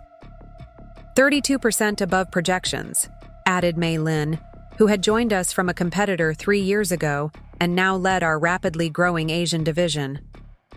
"The exclusive partnership with the Japanese cooperative has exceeded even our optimistic forecasts." I nodded, pleased but not surprised.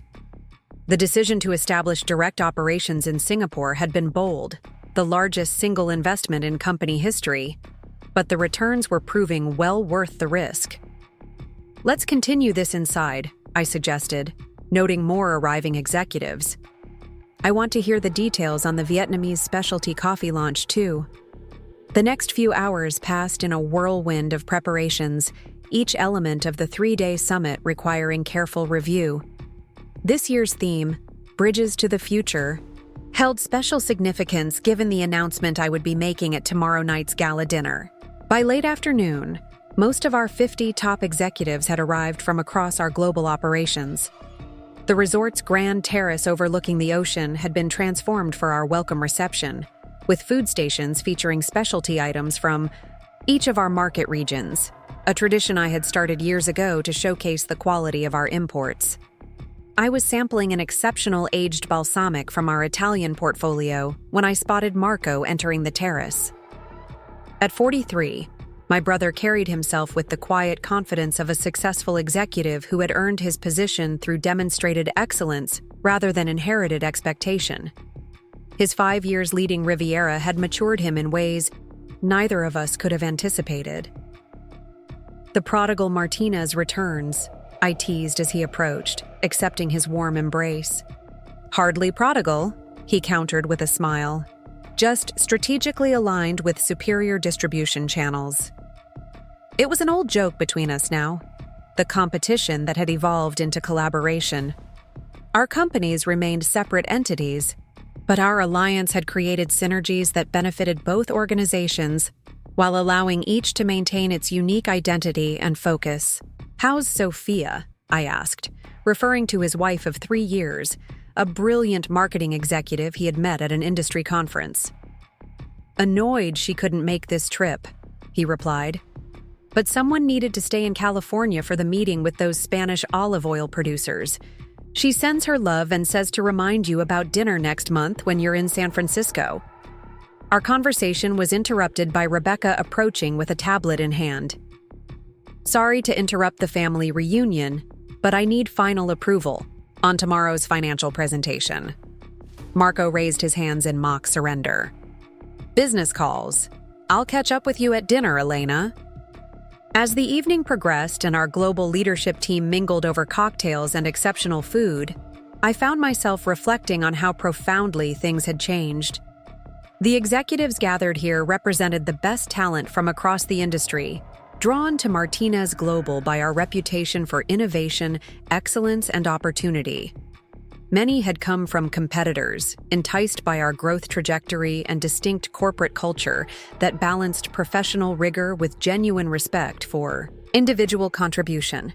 The welcome dinner that followed was lively, filled with stories and laughter as colleagues who typically collaborated across digital channels reconnected in person. I circulated among the tables, noting with satisfaction how seamlessly our newer team members had integrated with company veterans. After dinner, I slipped away to the quiet of my suite to review my notes for tomorrow's announcements one final time. The decision had not been made lightly, but after months of consideration and discussion with key stakeholders, I was confident it was the right move for Martinez Global's continued evolution. I awoke early the next morning, watching the sunrise over the Atlantic from my balcony as I mentally prepared for the day ahead. The summit's formal sessions would begin after breakfast, with regional directors presenting their achievements and challenges, followed by strategic planning breakouts, focusing on our 3-year growth objectives. The day unfolded as planned, with impressive presentations highlighting our global successes and thoughtful discussions about future opportunities. The innovative sustainable sourcing initiative from our European team generated particular enthusiasm, as did the digital transformation project that was revolutionizing our supply chain management. As evening approached, I returned to my suite to change for the gala dinner that would serve as the summit's centerpiece.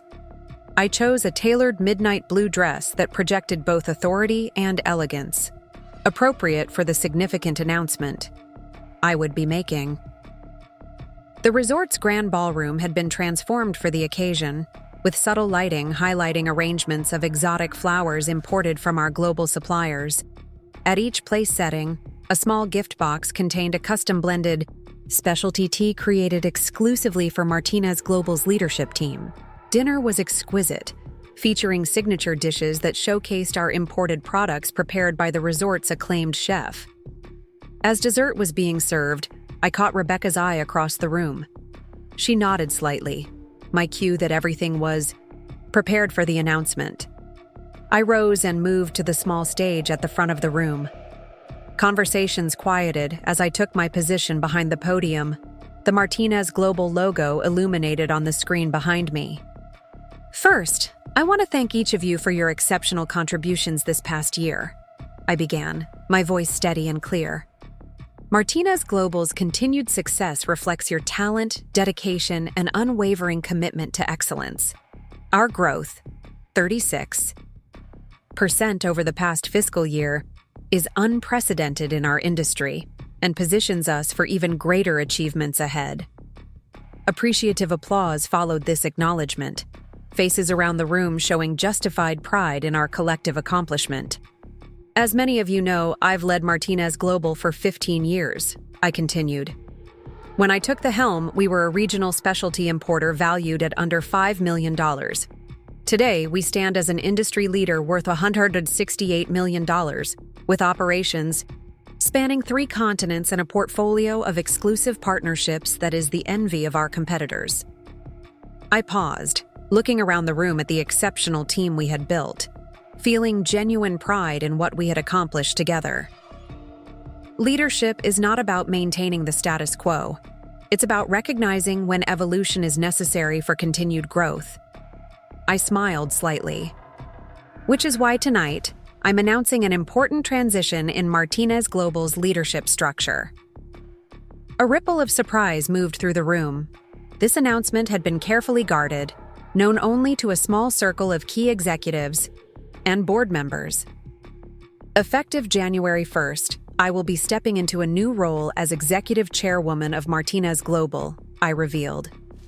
In this capacity, I will focus on strategic vision, key partnerships, and new market development, while day-to-day operations will be led by our new Chief Executive Officer. I gestured toward Rebecca, who stood with poised confidence. Rebecca, Chen has been my trusted advisor and our exceptional CFO for nearly a decade. Her financial acumen, strategic insight, and unwavering integrity have been instrumental in our growth. The board and I are unanimous in our conviction that she is the ideal executive to lead Martinez Global into its next chapter. Enthusiastic applause erupted as Rebecca joined me on stage. The announcement, while surprising to most, made perfect sense to anyone familiar with her contributions. She had earned this promotion through years of demonstrated excellence, embodying the meritocratic principles I had fought to establish within our organization. "Thank you, Elena," Rebecca said as the applause subsided. "It's an honor to accept this responsibility and to build upon the extraordinary foundation you've created. Martinez Global's future has never been brighter, and I'm excited to lead our exceptional team forward while maintaining the standards of excellence that define our company." As we raised glasses in a toast to Martinez Global's future, I caught Marco's eye across the room. He smiled and nodded slightly, a gesture of approval and understanding that meant more than words could express. He, better than almost anyone, understood the significance of earned leadership rather than entitled expectation. The remainder of the evening passed in a blur of congratulations and conversations about the transition. Team members expressed surprise but universal support for Rebecca's promotion, recognizing her capabilities and contributions. The seamless acceptance of this leadership change validated what I had worked so hard to establish, a culture where merit and results determined advancement, regardless of background or connection. Later that night, after the formal festivities had concluded, Marco and I found ourselves on the resort's moonlit terrace, looking out over the dark Atlantic waters. "So, executive chairwoman," he said with a smile, "a strategic retreat from the front lines?" I laughed softly. "Hardly. Just a recognition that Martinez Global needs different leadership for its next phase. Rebecca brings complementary strengths, more systematic, more process-oriented. The company has reached a scale where those qualities become increasingly valuable." Marco nodded thoughtfully. "You built something remarkable, Elena. Something neither Dad nor I fully appreciated back then." He shook his head slightly. "I still remember that dinner when Dad announced I would be taking over. The shocked look on your face. And yet here we are," I observed. "Both leading successful companies, partnered rather than competing, each having earned our positions through actual results." "Life takes unexpected turns," Marco agreed. "I wonder sometimes what would have happened if you hadn't fought back that day, if you had simply accepted Dad's decision." The question gave me pause.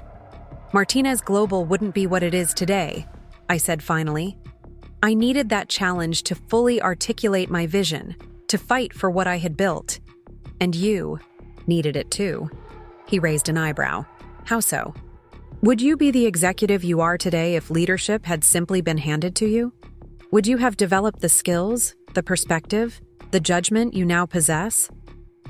Marco considered this. No, he admitted. I would have failed spectacularly, probably blamed everyone but myself, and learned nothing in the process. Exactly. I smiled. Sometimes what seems like betrayal becomes the catalyst for growth. We stood in comfortable silence for a moment, the sound of waves breaking against the shore filling the night air. Have you told Dad about the transition? Marco asked eventually. Not yet. I wanted to announce it here first. I glanced at my brother. Though I suspect he'll be less surprised than most, he's observed Rebecca's capabilities for years. He's proud of you, you know, Marco said. He tells everyone who'll listen about his daughter, the visionary CEO who transformed a small family business into an industry leader. I laughed softly. Quite a change from the father who once thought leadership should automatically pass to his son regardless of merit. People can grow, Marco observed. Even stubborn old Martinez patriarchs. The next morning, as the EA summit concluded and executives departed for their respective regions, I found myself with a rare moment of solitude on the resort's beach. Walking barefoot along the shore, feeling the warm sand between my toes, and watching the endless rhythm of waves breaking against the coast, I reflected on the extraordinary journey that had brought me to this moment. 15 years of leadership. A company transformed from struggling regional importer to global industry leader. A family relationship healed after painful confrontation. A leadership transition based on merit rather than expectation. The path hadn't always been easy. That moment of betrayal at a family dinner years ago had cut deeply, challenging not just my professional position, but my sense of value and recognition. Standing firm in that moment, fighting for what I had built, had required courage I hadn't known I possessed. Yet without that crucible moment, without that fundamental challenge, perhaps Martinez Global wouldn't have reached its current heights. Perhaps I wouldn't have fully embraced my own leadership capabilities. Perhaps Marco wouldn't have found his authentic path to contribution.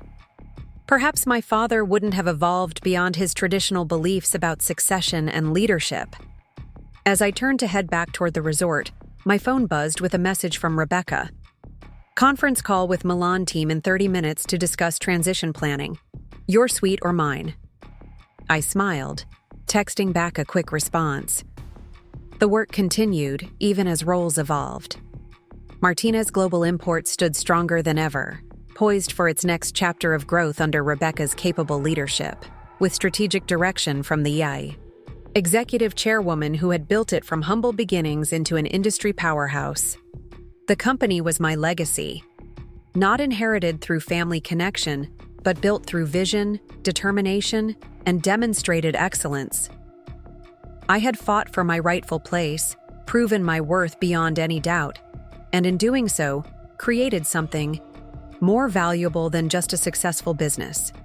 A culture where merit determined opportunity, where results earned advancement, where leadership was achieved rather than entitled. As I walked back toward the resort, I felt not the bittersweet nostalgia of endings, but the energizing promise of new beginnings. The next chapter awaited, and I was ready to write it on my own terms, just as I had done from that pivotal moment, when my father smiled and said, "Your brother will take over now," never imagining how completely those words would transform us all. Up next, you've got 2 more standout stories right on your screen. If this one hit the mark, you won't want to pass these up. Just click and check them out.